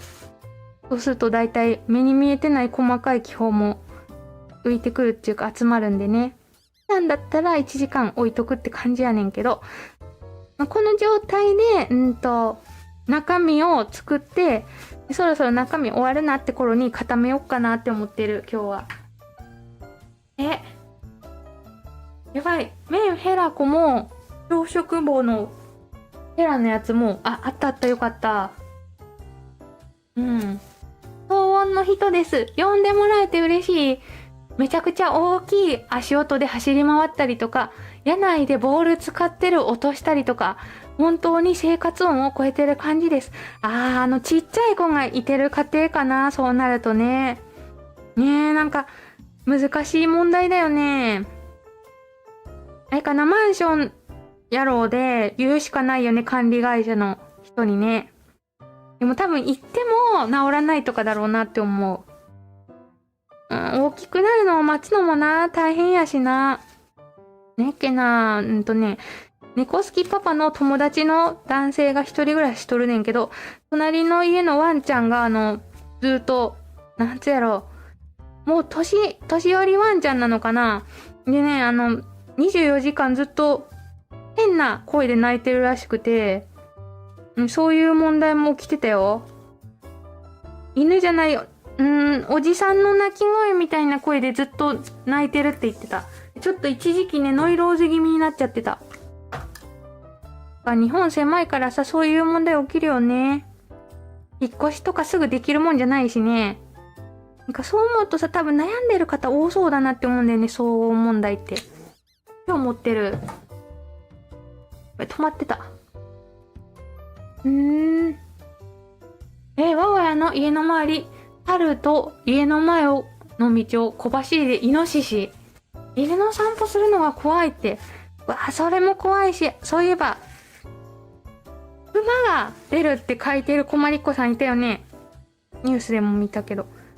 ねえ、なんか安心にして暮らしたいよね。馬怖いよ。よし、できた。これはちょっと、もうライトの中入れんでいいか。後で気泡抜くかもしんないから。これもでもなるべくね、水平を保ったまま別の机に移動したい。移動します。で、置いとこう。その間にコロクマちゃんの中身をやろっかなと思いますね。丸型をね、初めてやるねんけど、この3つ仕切りのやつのいい理由は、ここだけすごい浅いもんで、なんつうやろ、カラースプレーちょっと一層置くだけでいいんだよね。やっぱ節約したいじゃん。カラースプレー高いから。屋内じゃない、屋内、屋内なんて読んだんやろ、私。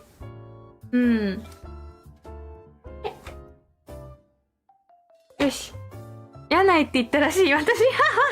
やったー、やっちゃったー。ね、で、こっちもさ、カラースプレー入れたいねんけどさ、やっぱこっちがバランスいいかなって思うんだよね。って思うと、カラースプレーぎっちり入れちゃうとコスパ的に厳しいから、下の方のカラースプレーどうせ見えんくせにさ、なんかレジン液とかで持っとけばいいと思うんだよね。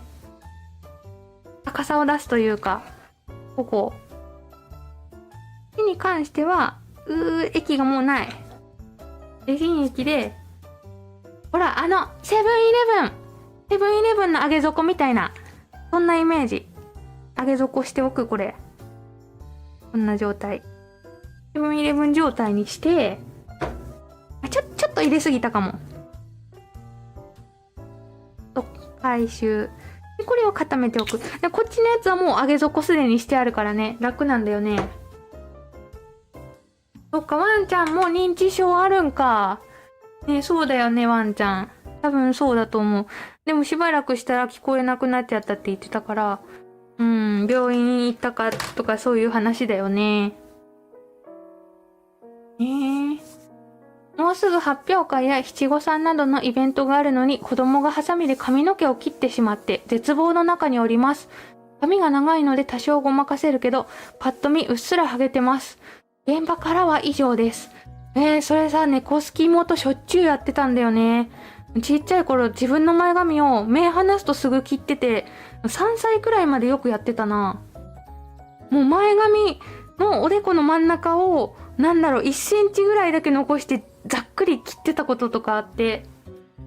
でもね、その写真も今見ると可愛いなって思うから意外と、でも当時はね、イベント前とかでうわーってなってた気する。意外とあるあるかもしんないね、それね。で、こっからやるのは、まず、ピーチを初めて使ってみる。これを、わーこんな感じで流しちゃいまーす。前髪、子供がさ、前髪チンチクリーンにしたことある方絶対他にもいそうな気する。勝手に切って床にバラバラに髪の毛飛び散ってるんだよね。ちょっとね、白飛びした白色引くか、後ろに。こんばんは。スーパーの見切り品のコーナーでチョコのファミリーパックが大量に置いてあったので、小森さんを思いつつ購入しました。だっていいなぁ。チョコ今高いからな。そんな見切り品コーナーで見つけたら私はもう絶対買ってしまう。いいなぁ。こんばんはって来てくれる方もありがとうね。今週もお疲れ様です。さあ、白飛び、これなら白飛びシーンか。の背景にしようかな。みんなどけおい、コロクマとかもどいてくれ、一回。これでやろう。白飛び確定してるから。こっからはこれに乗せてやりますね。そういえば何年か前に下の階に外人さんが住んでて、毎日朝4時に大音量で音楽が流れてきてマンション内大騒ぎになったことあった。でもその話で思い出したねんけど、昔隣の家が毎朝5時半にアラーム鳴ってたことがあって、かなりきつかったな。しかも止めるまで時間かかるねん。ピピピピピピピピピピピピピピピピピとか言ってさ、すぐ止めへんねんな。で、待って、どうやって入れるっけ。こっからフルーツを入れていきます。そんな時もあったなって思い出した。これもまた開かないやつじゃーん。ね、寝ていく方がたくさんいてるね。ありがとね。良い土日をお過ごしくださいね。うちも七五三前に髪を切ってしまい、丸坊主にするしかなくなりました。救いは男だったことですって。そっか。ね、あるあるだよね、きっとね。でも、された方はね、たまったもんじゃないねんな。もしかして、当選したのは私ですかって言ってくれてる。さっきなんやっけ、名前読んだけど、どうかな。アーカイブを見てくれてる。チャで始まるメールアドレスの方が当選してる。でもやっぱメールは送信済みになってるな。チャで始まる方ですよ。どうかな。バナナをブシッと置きまして、ロクマちゃんで、バナナを、バナナもっと角度がおかしい。くまちゃんも、プニッと入れます。で、隙間にイチゴなどをブシブシ入れていく感じでね。みんなの方向けるとやりにくいな、これ。自分の方向けていいかな。こんな感じでやって、ちょっと少ないかなって思ったらここで足したりしてもいいよね。くまちゃんが、変なとこついちゃった。くまちゃんが埋もれなければ大丈夫。そして、いちごなどをどんどこ入れていきます。ピンクのチョコソースかわいいけどさ、これ固まったら絶対色変わるんだよね。どんな色になるやろチョコもだいぶ濃くなったからね、ここから。だいぶ変わると思う。そして、フランボ。本当はイチゴ入れたいけど、イチゴでっかくて入らないんだよね。バナナなしにすればイチゴ入るかも。こっちのやつはめちゃくちゃ、こっちのね、2マスの方が深いから、もっと入るよ。何気に。3マスよりね、こっちの2マスの方がね、深いんだよね、実は。そして、ブルーベリーもペポッと入れます。ちょっとソース足りてないな。ソース足りてないときは、なんか、移動する。こっちにソース行ってね、みたいな。ソースの大移動を行います。とにかく見栄え良くなれば OK だよね。ソース移動しました。ちょっと足しまして、ブルーベリー入れようかなって感じだよね。さっきみたいに壁につけるなよ。大丈夫かな？上手。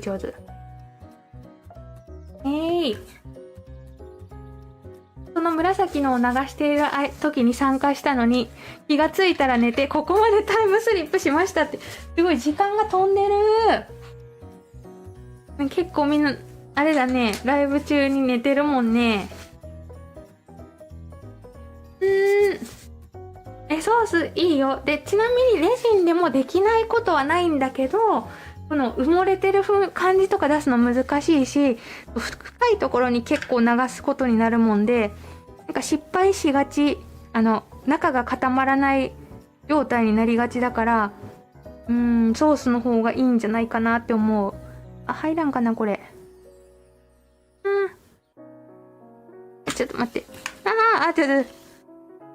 ブルーベリー、いや、ブルーベリーじゃない方がいいか、今回。なんか黒色やったらさ、このブルーベリーがさ、浮かんけどさ、明るい色ばっかりだからさ、ブルーベリーがすごい浮きそうだよね。と思うと紫のこの謎の果物の方がいいかもしんない。プロに任せる。ね、前髪切っちゃったら。確かに、美容師さんとかやったら、ごまかし方が分かってたりするんかな。やばい、入らん。入れるか？隙間に。そうグニーってはみ出してる。入れない。入れない。ぐっていけんかな。このバナナね、実はちょっと大きさちゃうねんな。もう、一個一個。かな。入れない。じゃあ、この半分の赤い子を入れとくか、ちょーんって。それか、こっちから、何だっけ、チョコのさ、チョコっぽい素材を追加しとくかな。こんな感じで無難に。ちょん。クッキーみたいの入れとこう。トッピング風に。とにかく何でもいいから家にある台入れとけって感じ。で、入りました。そして、次は、チョコスプレーを、今回から合いそうな、これ入れようと思うねんけど、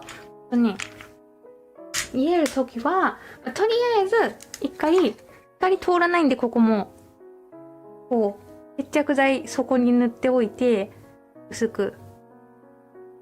で、置いていく感じ。こんばんは。私明日28歳になる日ですって言ってる。絶対ケーキ食べます。肉まんも食べたいし、シャインマスカットも食べたい。いいじゃん。めっちゃ豪華なお誕生日。ねえ、明日おめでとうございます。いっぱい美味しいもん食べようね。私もね、誕生日はステーキ、お母さんにプレゼントしてもらってんねんけど、ステーキとホワイトチョコのタルトとホワイトチョコ生チョコを食べた。もうとにかく、好物で固めていった。ご褒美を与えよう自分にね。おめでとうございます。で、ね、こう、下にさ、つけるねんけど、裏返した時に落ちないように仕上げてるねんけど、こう、チョコスプレーが。ね、どうやってやってるかそれも後で説明するね。わーい。青色浮くね。いらないね、これ。青色いらない。青色以外でいこチのソース売り切れてる。あ、売り切れてたんや、もう。私、売り切れてないものをさ、なるべくライブで使おうって思ってるのに。売り切れてたんか、今日すでに。ガチョーン。まあ、そういう場合はまずチョコソースでね、やってみてねという状態かな。でね、なるべくぎっちりに見せたくて、隙間がさ、どうしても空いちゃうんだけど、まあ、とりあえず隙間も埋めとくわけ。わーって。こう、ギュッギュッて指で押さえてね。このさ、2個くっついてるやつ気持ち悪いから、いらないんだよね。あ、バラバラにしたらいいかな。2個くっつかれるとさ、バランスが一気におかしくなるじゃん。2個くっついてるやつは同じ色が。ちゃんと分解してる。うん。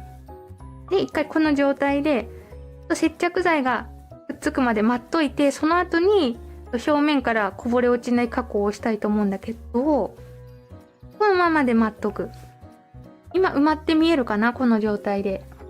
で、こっからは生クリームをやるんだけど、一回水飲んで、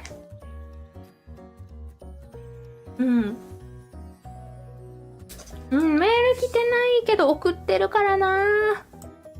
あ、迷惑メール入ってるかもしんないね。G メールの方だから。の気がする。一応ライブの後もう一回送ってみますね。で、何しとったっけ？あ、そうそうそう。生クリームを入れます。これね、生クリーム入れるときコツがあって、まあ、ここに、ビャーってさ、最初絞っとったねんけど、蓋をしたときに、この蓋にべちゃって生クリームがつく事態が起きちゃったんだよね。結構、浅さがね、あんまりないからね。ほら、ホイップって先の方がちょんって立っちゃうじゃんね。そこが、蓋にべちゃってついちゃう事態が起きて、でそっからやり方を変えたねんけど、使う生クリームを用意します。でもこのままでいいよね。ここに、横からじゃないと見えん気がする。この角度で。ピンと合ってるか？ここに、もふっと、ね、こんな感じで絞って、そしてこれをね、ちょっと、まあ、いいか。この状態でもう作って固めてあるやつ、これを、バフッと、ギューッと置く。こうすると、蓋した時に、先に作ってある蓋を入れるね。ここについちゃっても大丈夫なんだよね。なんならギューって下に押し込まれてちょうどいい高さになるみたいな。なんで、その方法でやってる。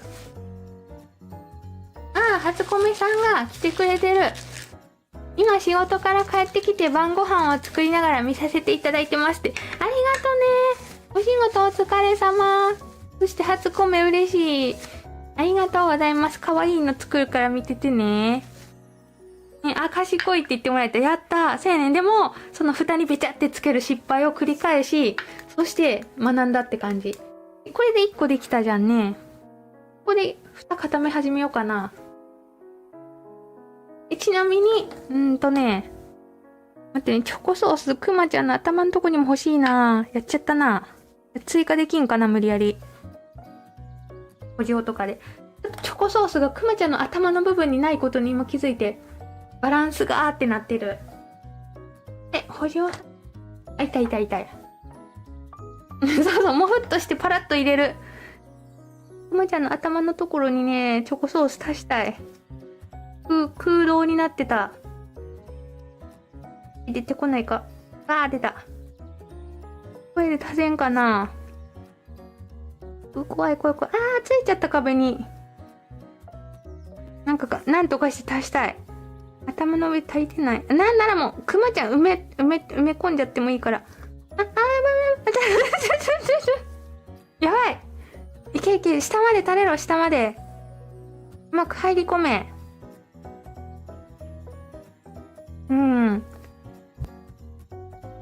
ここにね、ソースがなくて変なことになってたからどうにかしたい。なんとかなるかな、これで。くまちゃんが埋まってもいいからここにソースを。ここもないなあ。でもこうやって意外とね、固まり始めるまで結構時間あるんで、こんな感じでやっちゃえば大丈夫かな。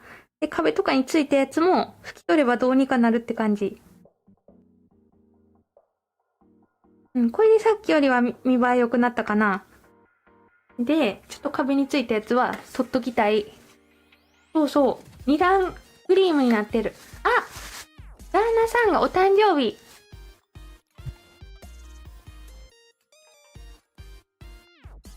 今日は主人の誕生日です。あ、でも本人は夜勤で不在です。だって。日曜日に改めて誕生日会する予定です。そっかー。ね、もしかして、それで初コメしてくださったんかな。ご主人おめでとう。夜勤偉い。もう誕生日会で美味しいもんいっぱい食べよう。おめでとうございます。ね、この壁についたやつはだいたいこういうので、セリアの、もうちょっと固まってる。早っ。セリアのね、綿棒とかで拭き取っとけば、まあそれっぽくなる。くまちゃんの耳穴に入っちゃってかわいそう。すごいなんか耳掃除してるみたいになる。取れた、やったー。頭についてるのも取ってあげたい。おー。ねえ、なんかもっと色濃くなるんかな、こっから。すでに結構濃いけど。こんな感じになりましたね。まだね、これ今から固まるんで、色変わる予定。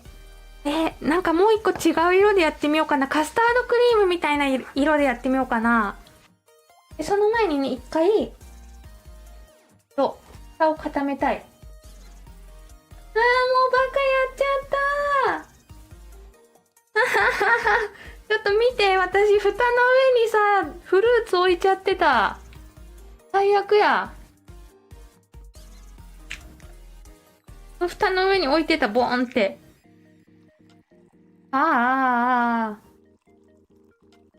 皆さんはお気をつけくださいね。こんな、初歩的なミスをしないように。ちょうどよかったんだろうね、ここが。周りにさ、めっちゃはみ出してる液が。このさ、周りにはみ出した液を回収しないとバリだらけになるんだよな。真ん中に集まってくんないから。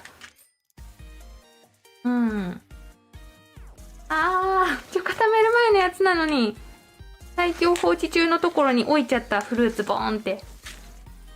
もったいないし、周りにはみ出して悲しい。チョコソースもうちょっと表面から来てたね。で、プキプキとします。めんどくさ。こうなるとめんどくさいんだよね。回収が。ちょっとこの蓋で見せつけるとして、一応仮の他に、実は溜め込んでるパッケージたちがあるんで、この蓋で代用するとして、火だけ固めようかな、先に。それはまた後でなんとかするとして。で、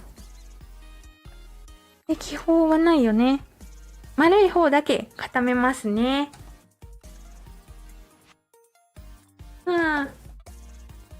そして固めてる間に、こっちもやろう。今ソースないかな？いっぱい揃ってきたよ。かわいいね。今いっぱいいる状態。待ってよだってソースとして使ってさ、違和感ないのって、いちごソース、あと生クリームだよね、やっぱ。生クリームじゃない。チョコソース。これカスタードの色にならんかな？固まったら。すごい黄色になっちゃうかな？カスタードの色があったらいいのに。ちなみにね、展開されてる色他にもいっぱいあるねんけど。パイナップル、みかん、ブルーベリー、ソーダ、メロン。なんか使えそうな色ないね、あんまね。ライム、ラムネ、ミント。これがあるな。今この家に。これカスタードクリームにならないかなって思って試してみるね。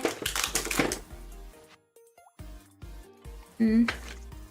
あバチコリやらかしソング流すレベルのやつだったよね。もったいない。うわちょっとせっかくなので別カラーでやってみよう。レモン絞ってみ、で、さっきの反省点を活かして、ちゃんとやっぱり、最初に、均等にね、出てこない。なんで中蓋とかないやんな、これ。出てこない。中蓋とかないよね、これ。あれなんか先っちょで固まってるんかな。出てこない事件起きてる。ラムネカラー好きだね、みんな。でもさ、ラムネが固まったらもっと濃い水色になるってことだよね。出てこない。誰か同じ状況に陥ったことある方いる？うわ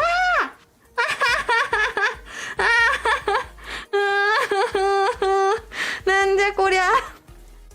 爆発した。なんかどっかで何か固まってたんだろうね。急げ固まっちゃう。急げ。爆発した。でもなんか量がちょうどいい量入ったね。爆発した急いで広げて、もうこれで広げちゃえ、もはや。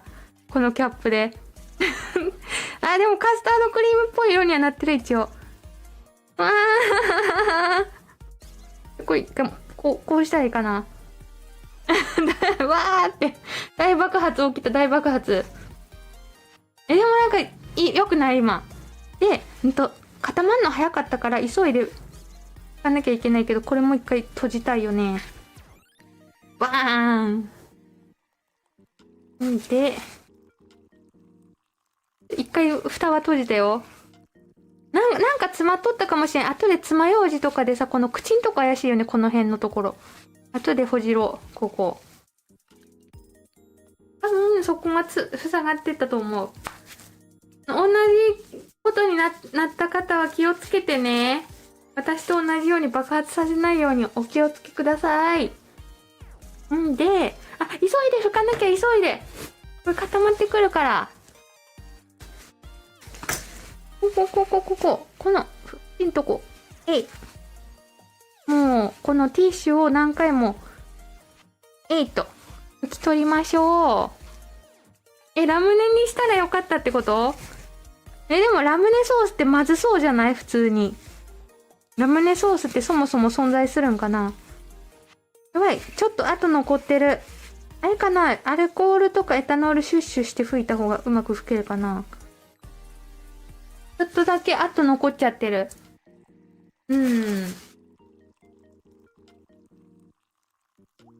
メアド入力間違えてるかも。どうしようね、その場合。難しいよね。あれかな？なんかさ、備考欄あるじゃん、YouTube の。備考欄に、お問い合わせはこちらって一番下にあるねんけど、そこのフォームから送ってもらおうかな、当選者さん多分メアド間違えてるっぽいから。それお願いしようかな。だってコメントとかに書いたらみんなから見えちゃうもんね。メールアドレスが。一番下のさ、本当はね、企業案件とかを送ってもらう用のフォームやねんけど、そちらから送ってみてください。よし、なんとかなった。で、ここに、なんとかなるもんだね。くまちゃんと、どうやって入れよう。いちごはいちごって分厚さが怪しいな、入るか。いちご入らないね。いちご蓋できないね、入れちゃったら。やっぱいちごは、この2つケースにしか入らんと思う。分厚さ的に。でもバナナはいけると思う。こうかな。生クリームこっちで、そうだね。いや、生クリームこっちにするんやったらバランス考えるとこうだな、こう。じゃん。わーい。カスタードプール来たー。やったー嬉しい。あれ、待って、蓋できないかも。なんかはみ出してる気がする、くまちゃん。浅いこれもしかして。やばい、ちょっと鼻飛び出してるもん。ほら。鼻がちょっと飛び出してる。まさかの、コロクマ入らず。まあ、いっか、無理やり。今、この、昔作った蓋を合わせてみよう。あ、なんかいけるね。くっついてるけどいけた。大丈夫そう。ギリギリいけました、コロクマ。で、他のものも入れてみよう。なんとかなんとか。そして、何入れようかな。あ、赤色はね、安定なんだよね、入れとくと。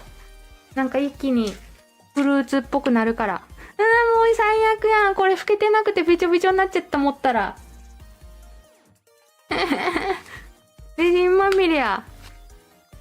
私たまにさ、土日とかにもう集中して一日中レジンするときあるねんけど、もうどんだけ頑張って、常に手袋を変えまくって、で、こまめにアルコールで掃除しても、なんか全体がベタつくんだよね。さすがに一日レジンしてると。そこら中がペチョペチョになってさ、気持ち悪くてそれで疲れちゃうんだけど。どんだけ頑張ってもベチョベチョになるんだよね。まあ、しょうがないねんけど、レジンやから。なぜか許された花。でもやっぱみかん可愛いから入れたいよね、みかんは。あ、蓋のこと忘れてた。蓋硬化中。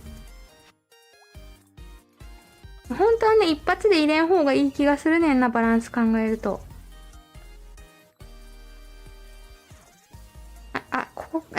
ここじゃないかも。まだ許される。ここかな。なんか帽子みたいになっちゃった。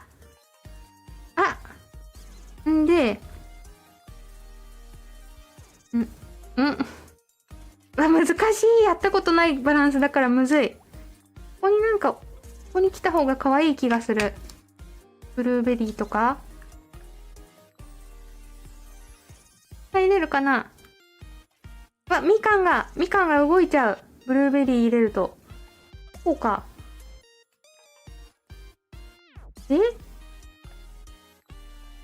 ランボも行きたいけど、入れるとこあるかな。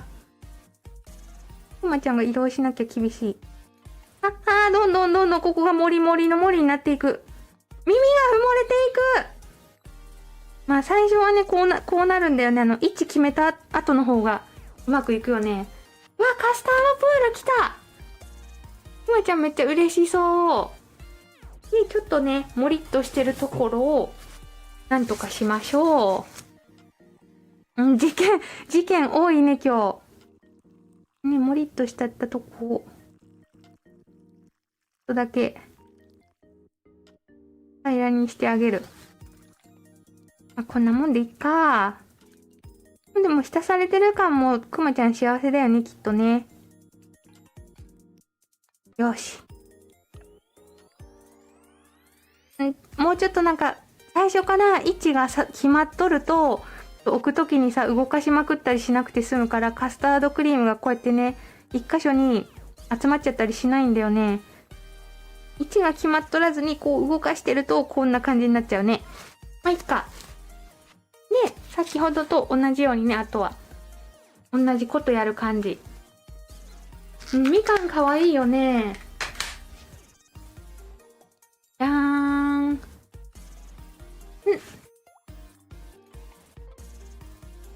で、これを薄く塗りまして、ここも、今回のくすみカラーを考えると、やっぱりさっきと同じ色の、ちょっと変えた方が面白いかな。いやーでもな、結構ね、ここの色大事で、紫とピンクと白。ここに使う色で結構スプレーで雰囲気変わるもんで、私はこの4色だけ使うとか、この3色で使うとかってやるねんけど、このさ、ピンク、みつりちゃんから、白、ピンク、黄緑だけ入れたい。スプレーの色でだいぶイメージ変わるからね。で、こっちのスプレーなんかはさ、すごい長いもんでね、カットしなきゃいけない、使うときに。それがめんどくさかったりする。あ、でも白色がもう、なんかあんまりないな。白色がなぜかあんまりないぞ。うん、ここのスプレーの色でも結構センス出るかなって思ってる。あらあら。今、こんばんはって来てくれる方もありがとうね。今日はね、まったりやってて、もうちょっと時間かかると思うし、ゆっくり見ていってね。今週もお疲れ様です。寝てた。ありがとうね。アーカイブ見てくれる方もありがとうね。白色があんまないと思わして、実はここに結構あるから、こっから入れていこう。この白色を、ドキッと切りましょう。いけました。ちょっとこの色を限定することによって、ここの、さっきさ、指でつまんでビャーって入れてたけどね、より好みをすることによってちょっと大変になるね、ここのとこ。ね、メール大丈夫やったかなこれ多分ね。誰かお誕生日の方いるかな大丈夫かな私がさ、お祝い忘れしてる方いたら教えてね。一応ライブの、一個おかしいやつ入った。ライブの後にも見直してる。そうそう、みつりちゃんカラーはね、三色団子カラーだね。この色にします。あとは蓋のモリモリもやらなきゃね。何かスタンプ押してくれてる。ありがとう。すごいこと気づいちゃった。やばい。すごい。今日グルコサミン起きてなくない？金曜日なのに。最近ライブ中、どうしよう。これが、あれになっちゃったら。これがあれになっちゃったらってなんだよ。やばい、これがさ、なんつうの？なんていう言葉か忘れちゃった。あれになってグルコサミン起きちゃったらどうしよう。ね、最近配信中毎回1、2回はグルコサミン起きるのに今日起きてないよね、多分。YouTube やるじゃん。じゃん。そうそう、フラグ。やばい、自分でフラグ立てちゃったかもしれない、今。今日来てないね。ね、こういう感じで毎回頑張ってほしいね、YouTube パイセン。かわいい、この色。ちょっと白飛びしててみんなから見えてないかもしれない。そうそう、フラグになるかもしれん。どうしよう、この後本当にグルコサミン来たら。もうなってないよなーって思った。だいたい埋まってきたけどね、もうちょっと、やっぱね、そこが見えてると一気に安っぽさ出るっていうか、バレるじゃん。下の方節約してるの。レジンで持って、上げ底してるのね。ちゃんと敷き詰めなきゃいけない、これは。そして、この後、さっき言ってた、下に落ちないようにするために使うのが、マットコーティングなんだよね。マットコーティングも呼ばなきゃいけない。一級フラグ建築士。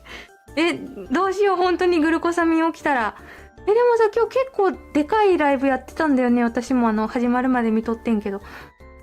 なのに起きんのやと思って。これで埋まってきたー。そして、これを、もうちょっと白欲しいな。でもね、この後結構埋めてくんだけどね、まだ。とりあえず結構埋まっております。まだ置いとくよ、これ。固まるまで。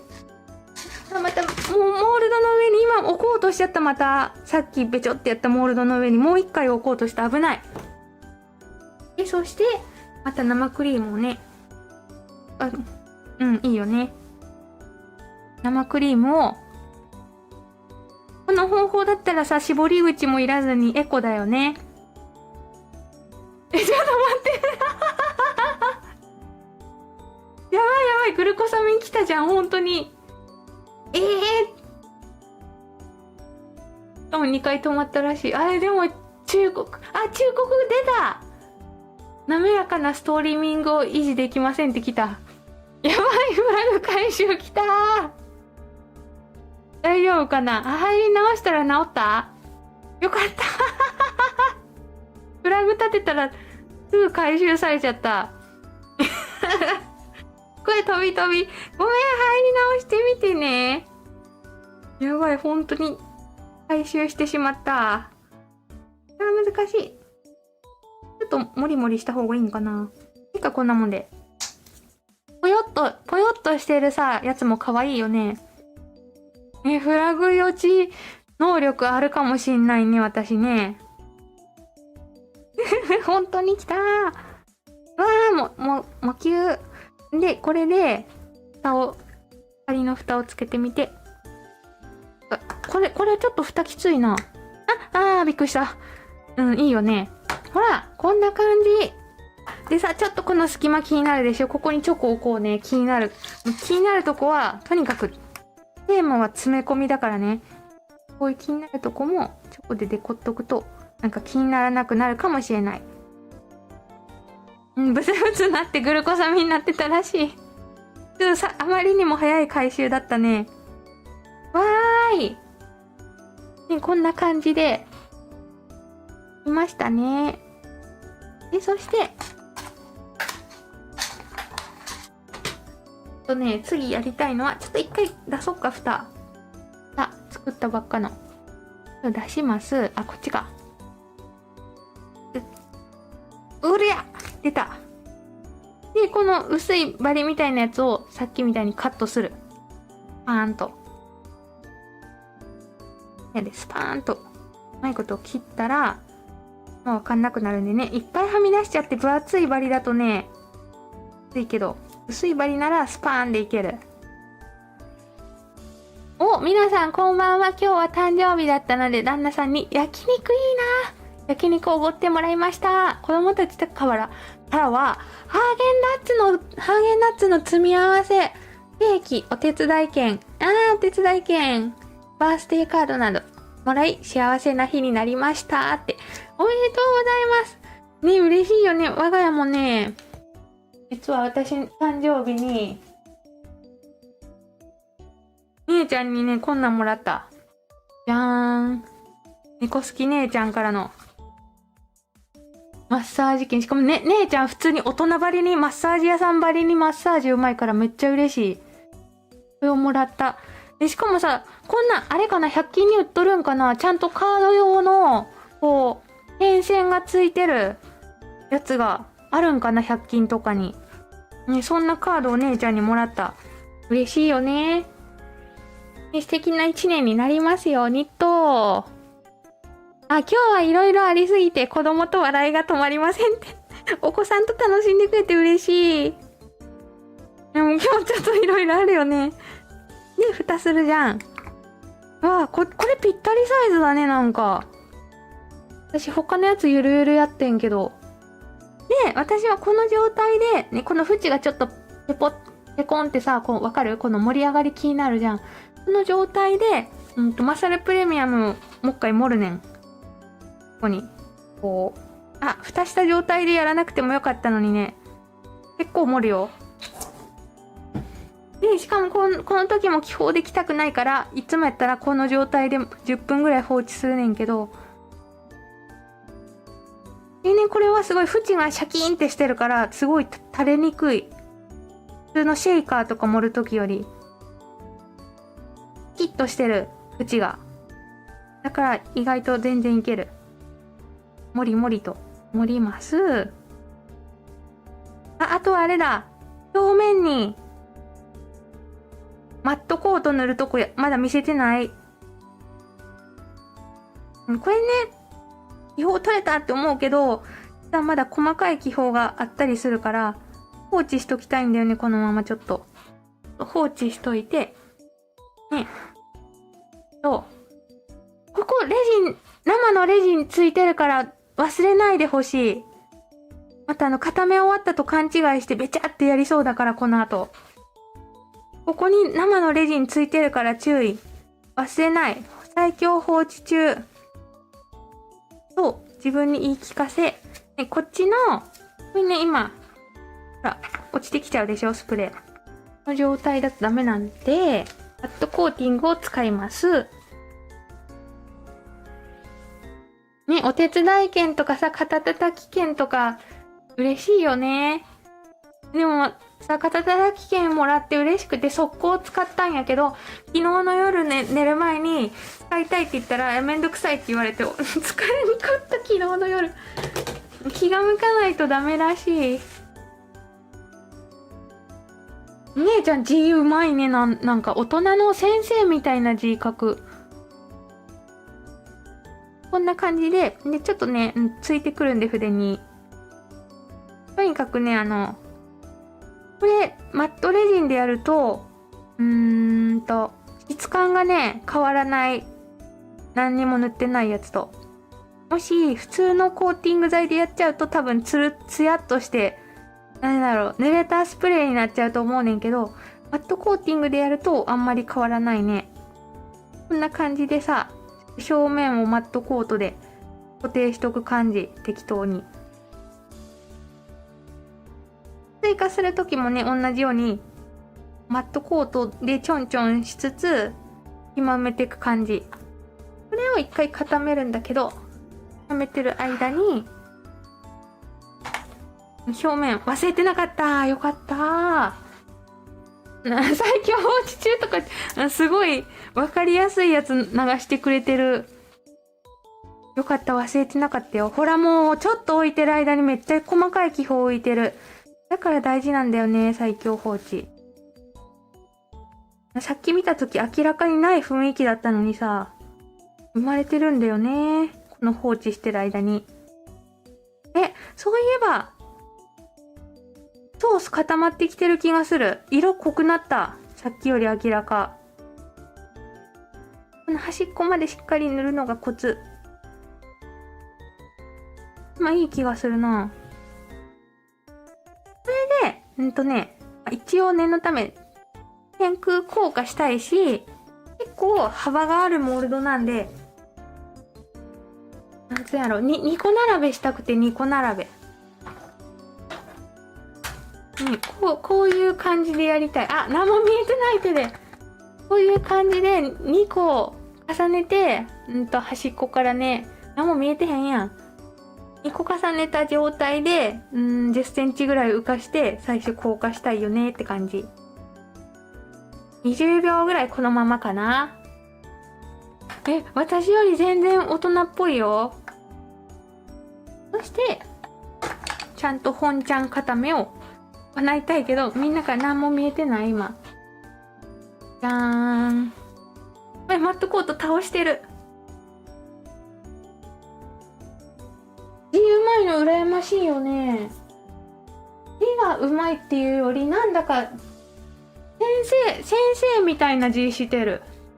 学校の先生の字だなって思う。姉ちゃん。大人っぽいよね。猫好き妹は、まだ下手くそで可愛いね。で、あとは、こっちの方で固めとこう。そして、もう、また置いてる。また置いちゃってる。さっき上に置いちゃったやつの上に。ちょっと待って。さっき、もう固めた方がいいな、早く。被害が増える、これ以上。ここに置いといても。また上に置いちゃった。これ。とりあえず、蓋はあるもんで、手をかぶせまして、でね、これ、さっき塗ったやつね。マットコーティング。まだ埋めれそうだけどな。1個落ちてた。この状態にすると、傾けても落ちなくなる。こんな感じだよね。この角度のコロクマ、目でかくて怖くて可愛い、なんか、闇落ちコロクマって感じする。これで、なんとか完成になりますが、一応ね、私はこの後に、振り玉してあるホットケーキと、ボールチェーンをつけるって感じかな。何回同じので事故るねん。もっと遠くに、はるか遠くに置いとこ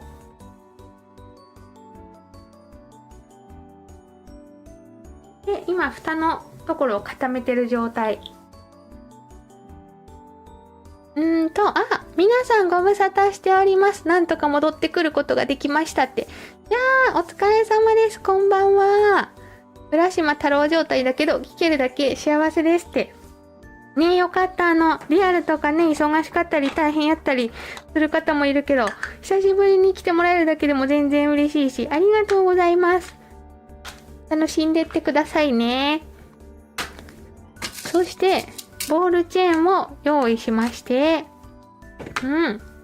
蓋をポッとして、私さ、結局ね、いろいろ迷った結果、ここにさ、販売ね、今回抽選販売で届いた方はわかると思うねんけど、このさ、マスキングテープで蓋を仮止めして発送させてもらってんけど、難しいねんな。蓋を固定しちゃった方がいい人もおるやろうし、開けて中のコロクマとかにタッチしたい方もいるだろうから難しくて、わかんないなって思ったからね、今回とりあえずマスキングテープで仮止めして送ってんけど、他にさ、このパッケージモールドで作ったの販売されてる方はどうやって送ってるやろ。この蓋もエコボンディとかで留めて送ってるかな。私は前回はこういう感じでマスキングテープペポってして送ってた。買い手としても開けれた方が嬉しいかなって思って。いやでも、もうパッケージとして仕上がってる商品ってなるとやっぱ止めてある方がいいんかな。一応前回の販売はこうやってね、マスキングテープ貼った状態で送らせてもらった。これ結構好みで分かれそうだなって思う。じゃーん。で、この状態で、こっちがまだつけてないな。まあ、いっか、なんかぴっちりなってるし。ほら、蓋持ったらね、すごい、さっきより、つるっと感出るねん。蓋の表面ね、もりっとしたねんけど。わかるかな？そうするとね、さっきの、これまだもりっとしてない蓋。さっきのよりちょっとぽってり感が出るというか、いい感じになる気がする。で、あとに、ボールチェーンとあれやこれらをつけると完成するって感じかな。ね、布切るのに40分かかったのにそっからが早いでしょ。やっぱり簡単やねん、これ。今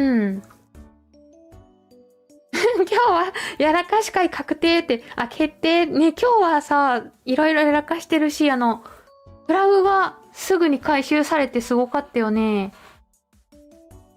マステも可愛い。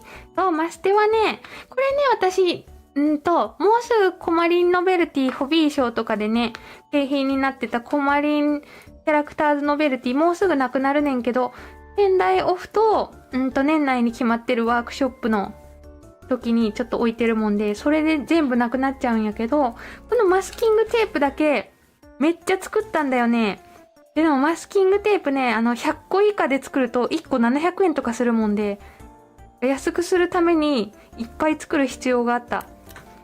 このマステだけ超絶作ってるから、ワンチャン販売とかは、コマリンストアで販売するかもしんない。いや、販売しないとさばけないぐらい作ったよ。単価を安くするために。マステは多分ね、いつか登場するので、楽しみに。こうつけます。あとは、4ミリ丸カンでいいかな、ここは。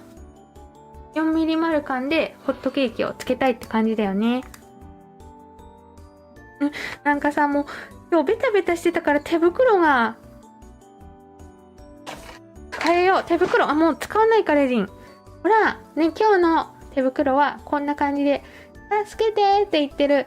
こういう感じのも作りたいな。くまちゃんが明らか閉じ込められてる感が出るようなやつとか作りたいな。相手を。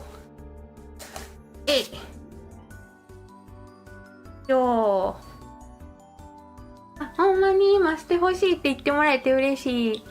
めっちゃ作らんとね、なんやろ、1個500円以下にしようとしたら500個ぐらい作んなきゃ無理な感じやったでいっぱい作った気がする。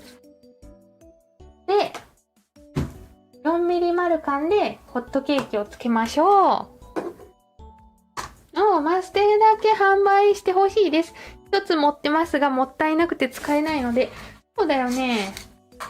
ああいうノベルティってさ、私もたまに、この前東京行った時とかにさ、ジョジョのグッズとか買ったけどさ、結局、日用品だとしてももったいなくて使えないよね。2個あったらワンチャン使えるかなってぐらいで。あ、そっか、マステ好きとしては目が離せない。だよね。でも私初めてマステ作ったんだけど、思ったよりもっとさ、色しっかり出るのかなと思ったら、すごい薄かってがっかりしたけど、まあ、マステってそういうもんだよね、きっと。色しっかり出そうとしたらビニールテープだよね、きっと。もっと濃い色なのかなって思って依頼して。っていうか、すごい高かったからさ、なんかもっとしっかりしてるものかなって思ったけど、でもマスキングテープってこういうものか、そもそも。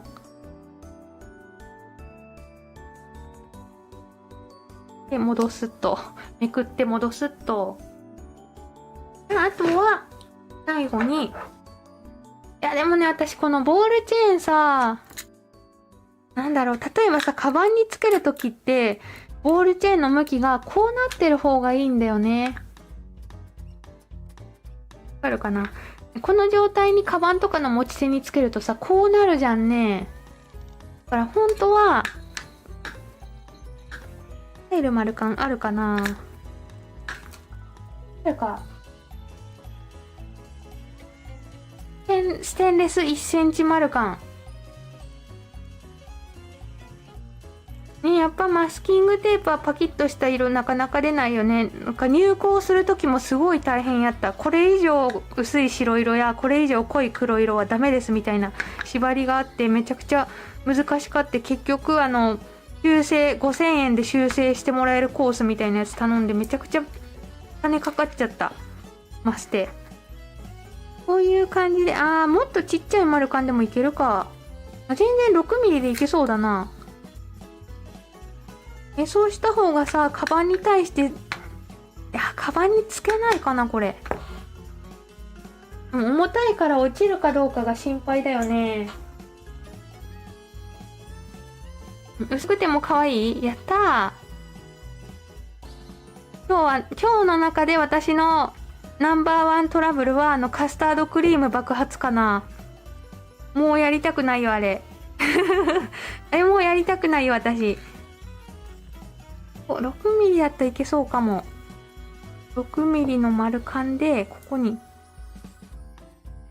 でも強度が、ちょっと待って。難しい。丸カン閉めるの下手やねん、最近。夜になると。これでさ、強度どうかなって思う。落とすのが一番嫌だよね。20巻やったら通せなさそうな分厚さしてるしな。2個付けで、こうするとさ、カバンに水平につけれるでいいんじゃないかなって思っとるねんけど。そこがね、すごい気になっちゃってる。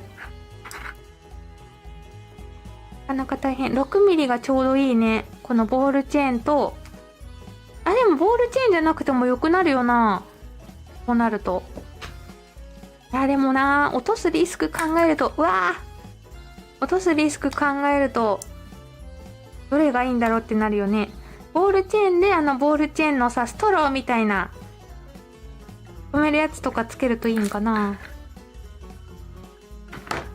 で、通りまして、そして、ここを止めます。この向きの方がね、私的には使いやすいよなって思うんだよね。重たいからね。ここが問題かな。そして、ホットケーキもつけましょう。まあいいや。カバンにつけて見せつけたいかなって言ってくれてる。ねえ、だよね。これ絶対さ、カジュアル系のカバンにすごい似合いそうな気する。あとリュックとかにさ、ついてても可愛い。でもね、こんぐらい、なんちゅうやろ、凝ってるやつってさ、盗まれんのかなってちょっと心配になる。キーホルダーなんて盗まれんか、今。でもシェイカー盗まれてる方結構今まで聞いたからな、報告。スピーカー盗まれた報告は結構聞く。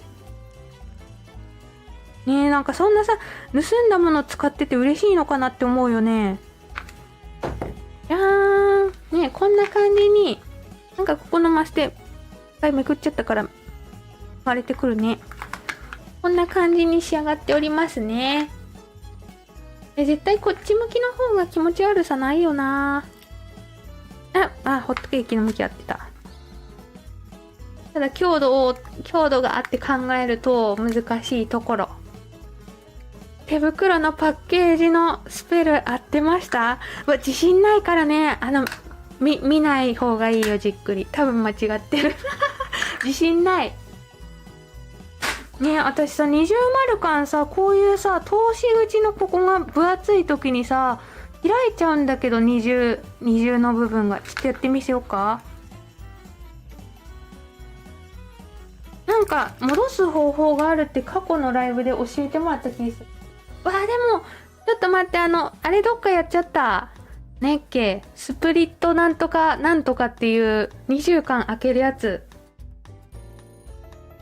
どこやったっけ？スプリットリングプライヤーじゃなかったっけ？今もうダイソーとかでも買えるようになった。あれが久しぶりすぎて、どこにあったか忘れちゃった。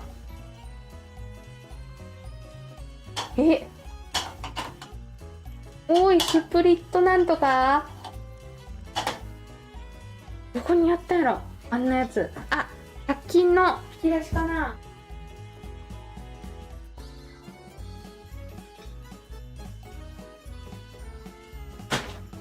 やばい、ずっと使ってなさすぎてさ、おらんなったで。でさ、そういうので、ないから画鋲でやるねんけど、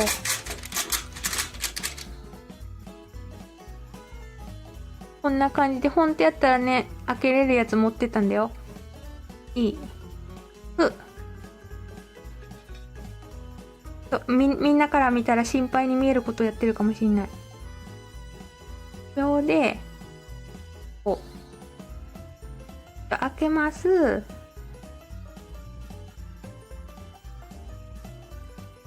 いや、でもまず、画鋲でやってる時点で通らないんだよな。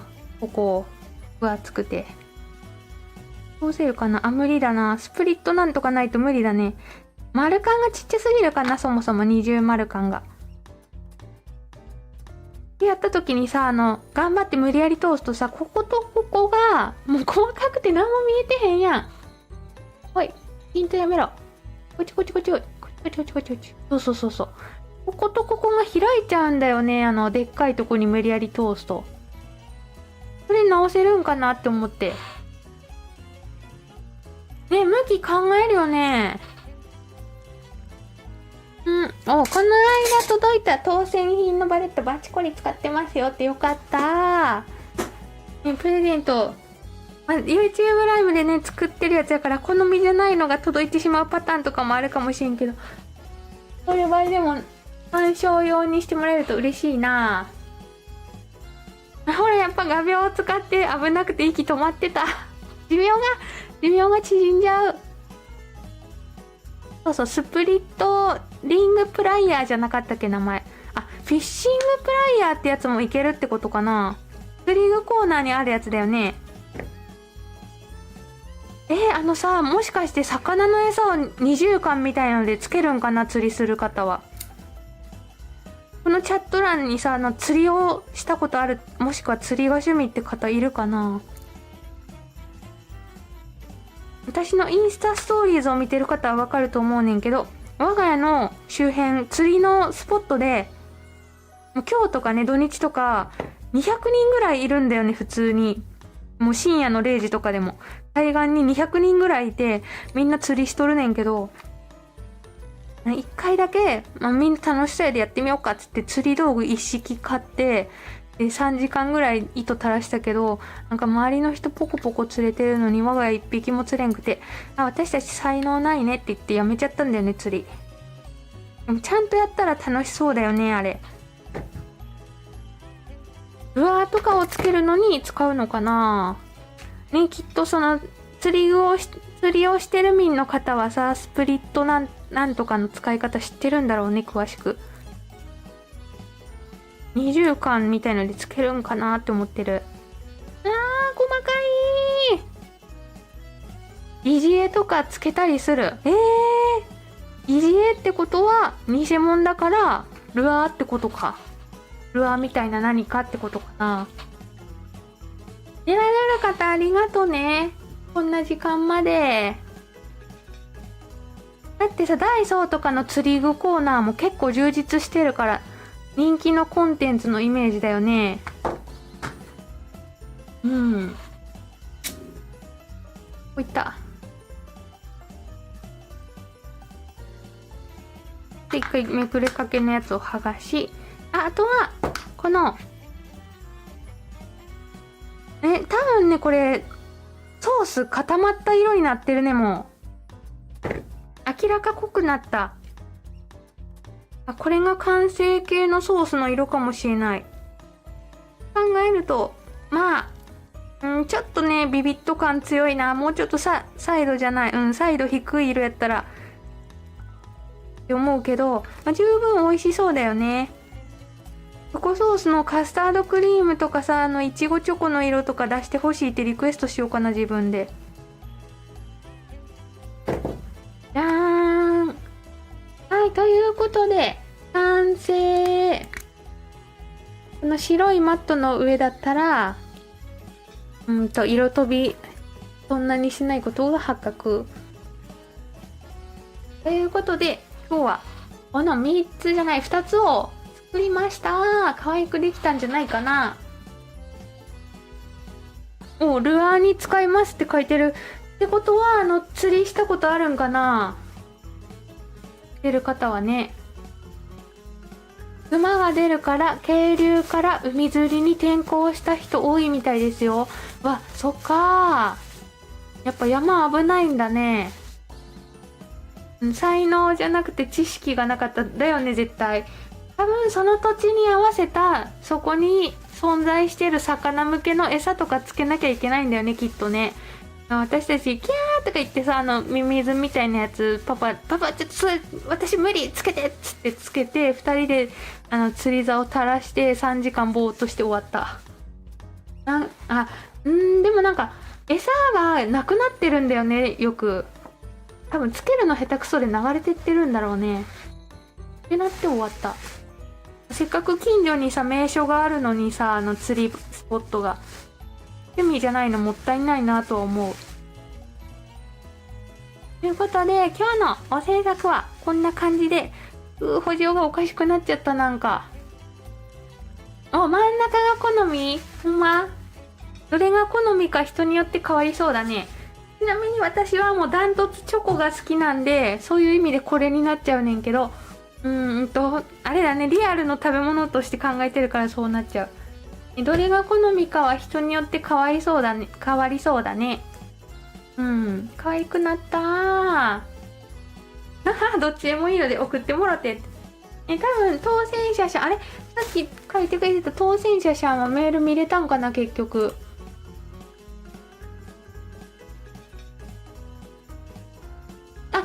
来てた、メッセージが届いてる。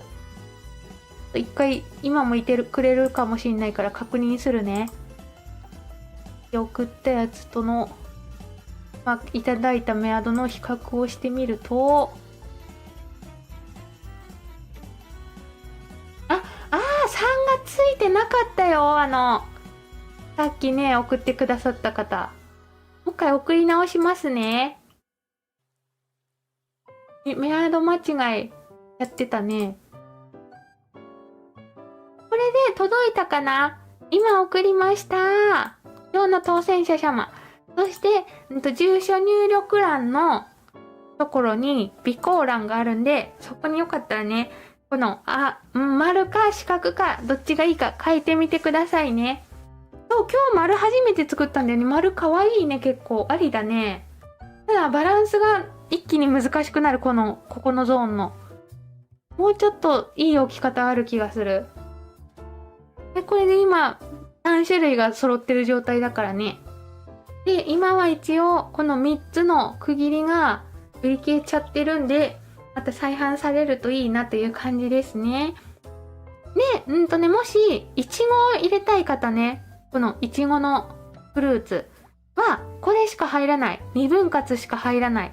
他のやつはもう、いちごを一番寝かして入れても、絶対蓋の分厚さより、はみ出しちゃういちごが。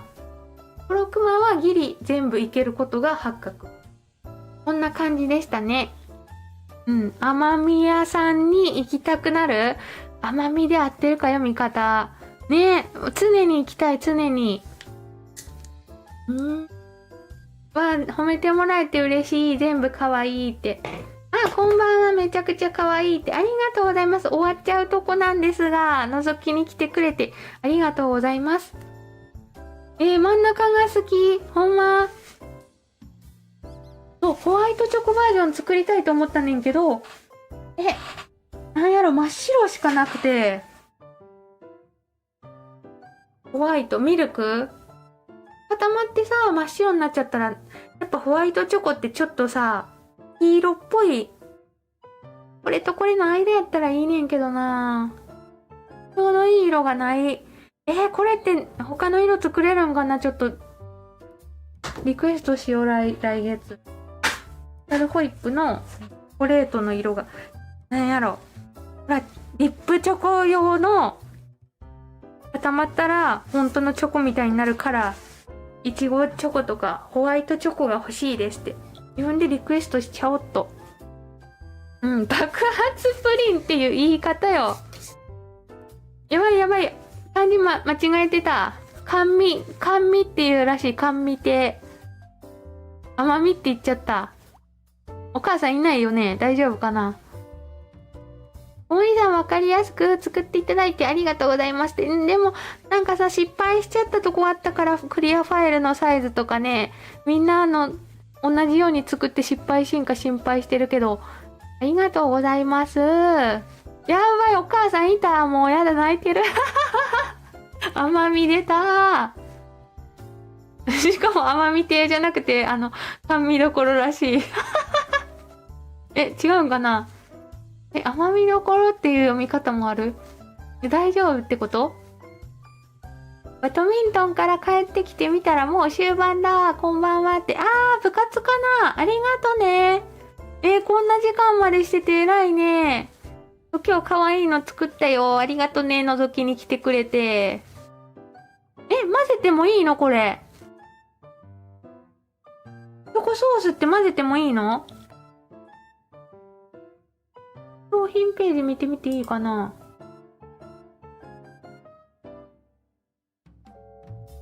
商品ページ。チョコソース。混ぜていいんだったらさ、そんなリクエストしなくていいっていうか、混ぜれるのにリクエストしてたら恥ずかしいから確認しなきゃだね、それは。チョコソースのページをチェック。あった。これみんなにも見せれるかな、多分。これかな？見れるよね、これで。ほら、今日ね、作ったのはこちら。やっぱ固まるとさ、色が濃くなるんだよね、こういう感じで。1本80円安い。混ぜていいのか否かをチェックする。これは食べ物ではありません。このパフェにね、使ってみたいんだよね、一回。あと、このカップに使うのも良さそうだよね。だって、このカップの中、レジン向いてないからね、いまいち。こうできやすいから。わ、すごーい。模様。うわー、すごーい。そうね、これね、1、2日で硬化するんやって、結構濃くなるんだね、ここからさらに。レモンも黄色になっていくらしい。放課後に驚きのツヤ出現だって。混ぜていいの？混ぜてはダメかな？こう見ると、かわいいね、色。なんか混ぜれなさそうだよね、今見てる感じ。わあ、かわいい。うん。1、2日かかります。見て私が今日やったやつ書いてあるやん。飛び出し注意。中蓋が外れやすくなっている場合があります。ボトルをギュッと握ると中蓋が外れて中身が飛び出すことがありますのでご注意ください。今日やっちゃったじゃん。もうこんな写真のどころじゃなかったけどね、私が今日やったの。うん、なるほど。なんか混ぜるのはダメそうな気するよね。リクエストしよっかな。もうこれみんなの作品を見るのも好き。混ぜていいのかダメかは特に書いてない。ないよね。フラグ立ってた。私が今日やったやつじゃん。もう注意書いてくれてたのに。そういうやつをさ、私、読まないんだよね、昔から。商品ページ、買ってから届くまで時間差ある間に忘れちゃうよね、そんなこと。かわいい。またリクエストしてみようかなと思った感じでした。ちょ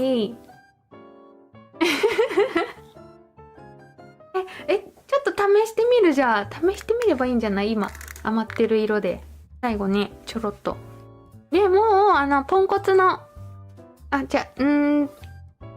コツの朝食パレットって思ったけど、使い捨てパレットで試せばいいよね。こんな感じで。一応、あれか、手袋してやっとこっかな。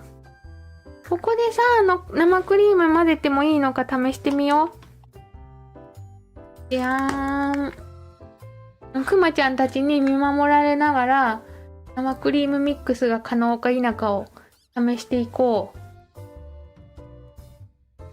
う。でもさっきのカスタード、取ってから触ってないけどどうなったかな。トリフェスなんてね、まともに読んだことないね、今までの人生。めんどくさい。なんか、時間の無駄って思っちゃうんだけど、それ見ずに失敗して結局、もっと、時間か無駄にしてる。今までの人生。混ぜてみようかどうなるか。今日使ったレモンと、待って、もう一回やっちゃう。気をつけなきゃもう一回同じことしちゃう。爪楊枝とかで一回、下がってたっぽいとこ、開けようか。もう一回同じとこするとこだったら危ない。いるかなね、絶対どっかこの辺でさ、固まってておかしくなったんだよね。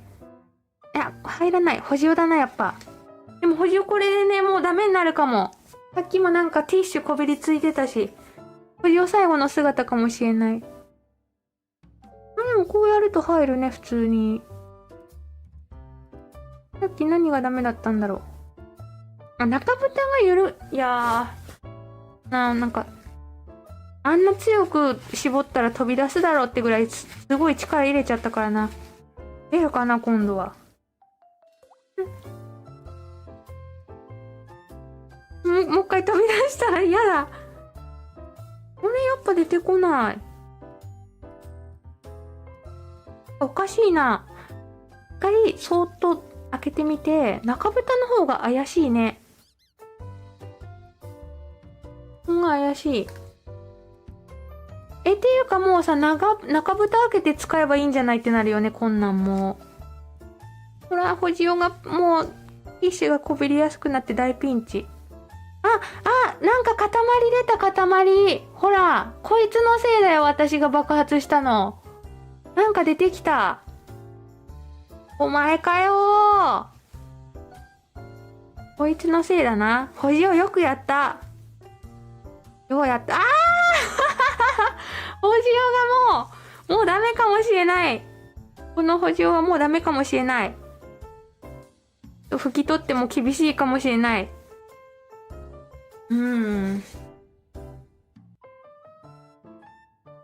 よし。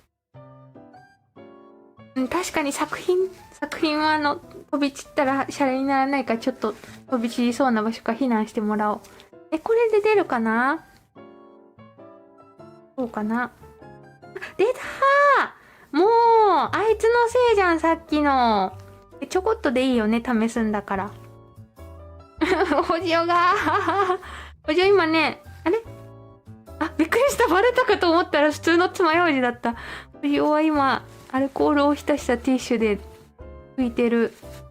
やばい、ホジオがさ、バキって割れて2つになってるかと思ったらただの爪楊枝だった。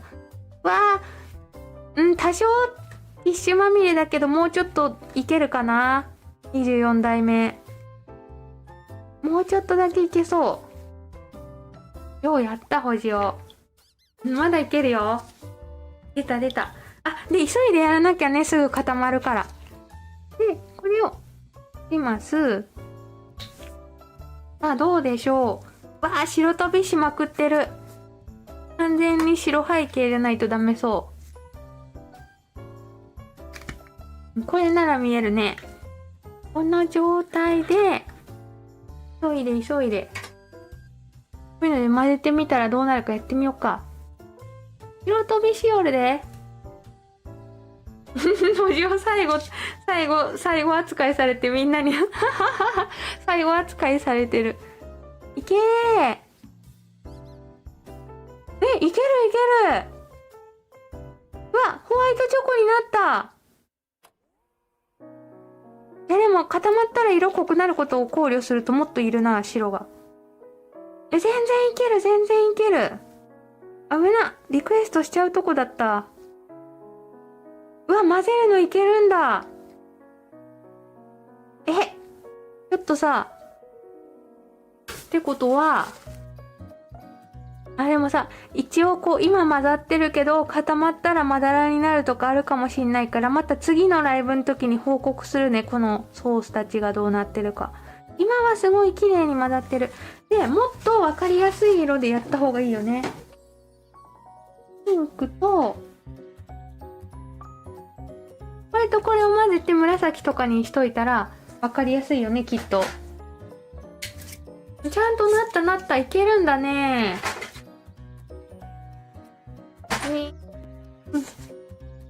ローソンのツインシュー食べたくなってきて、私昨日夜中のさ、23時にローソンに行って、すんごいスイーツ買うか迷ったけど、キャラメルラテで我慢した。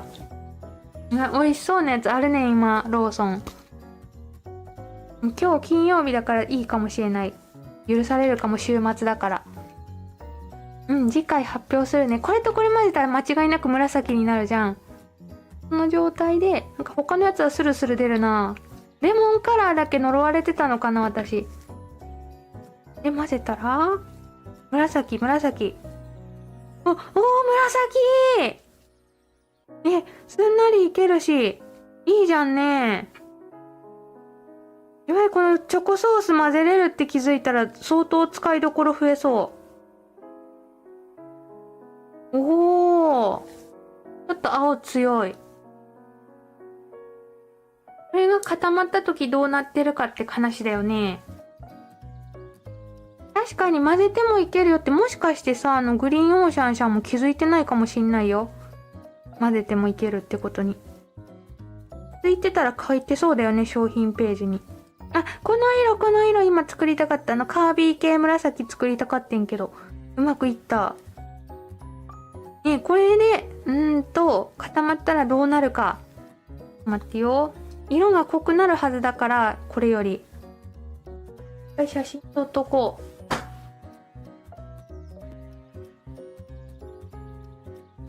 運動会にね、備えて寝ますってね。明日運動会の方、天気、怪しいよね。持ってくれるといいよね。頑張ってきてくださいね。ありがとね、遅くまで。今日ついダイソーのホワイトチョコ買ってきちゃったって。いいなぁ。私も買いに行きたい、いい加減。全然、なんか次々仕事が入ってさ、出かける余裕すらない。ウォーキングで精一杯やな。ということで、ね、この結果は、インスタに載せるなり、あと、月曜日のライブで固まった状態をお見せしますね。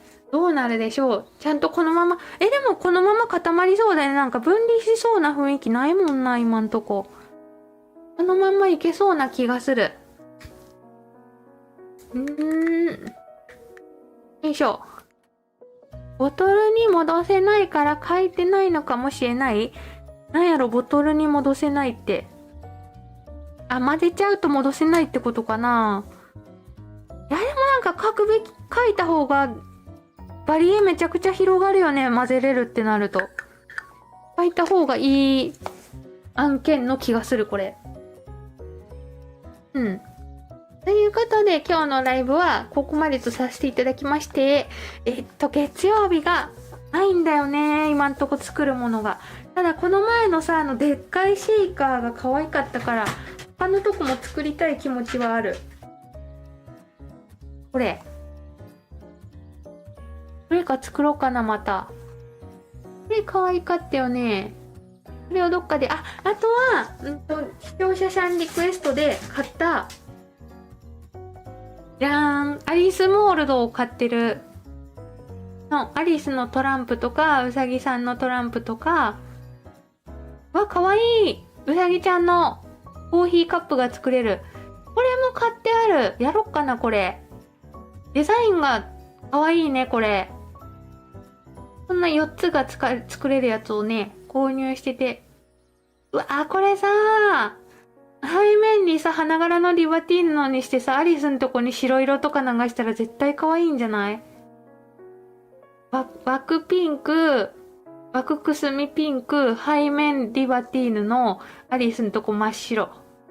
絶対可愛い気する。そんな感じでね、なんかこれもやりたいかも。これにしようやっぱ。気持ちはこっちだ。来週月曜日はこちらをやりますので、ね、持ってる方は参考にしてね。こんな感じでした。でね、土日はまた体調悪い方も増えてるし、気をつけて過ごしましょうね。運動会とかの方も頑張ってきてね。アイスモールドで作ってみますので、月曜日も、12時からお待ちくださいじゃない。時間合う方はぜひご参加ください。リアタイしてくださった方、またアーカイブ見てくれてる方もありがとうございました。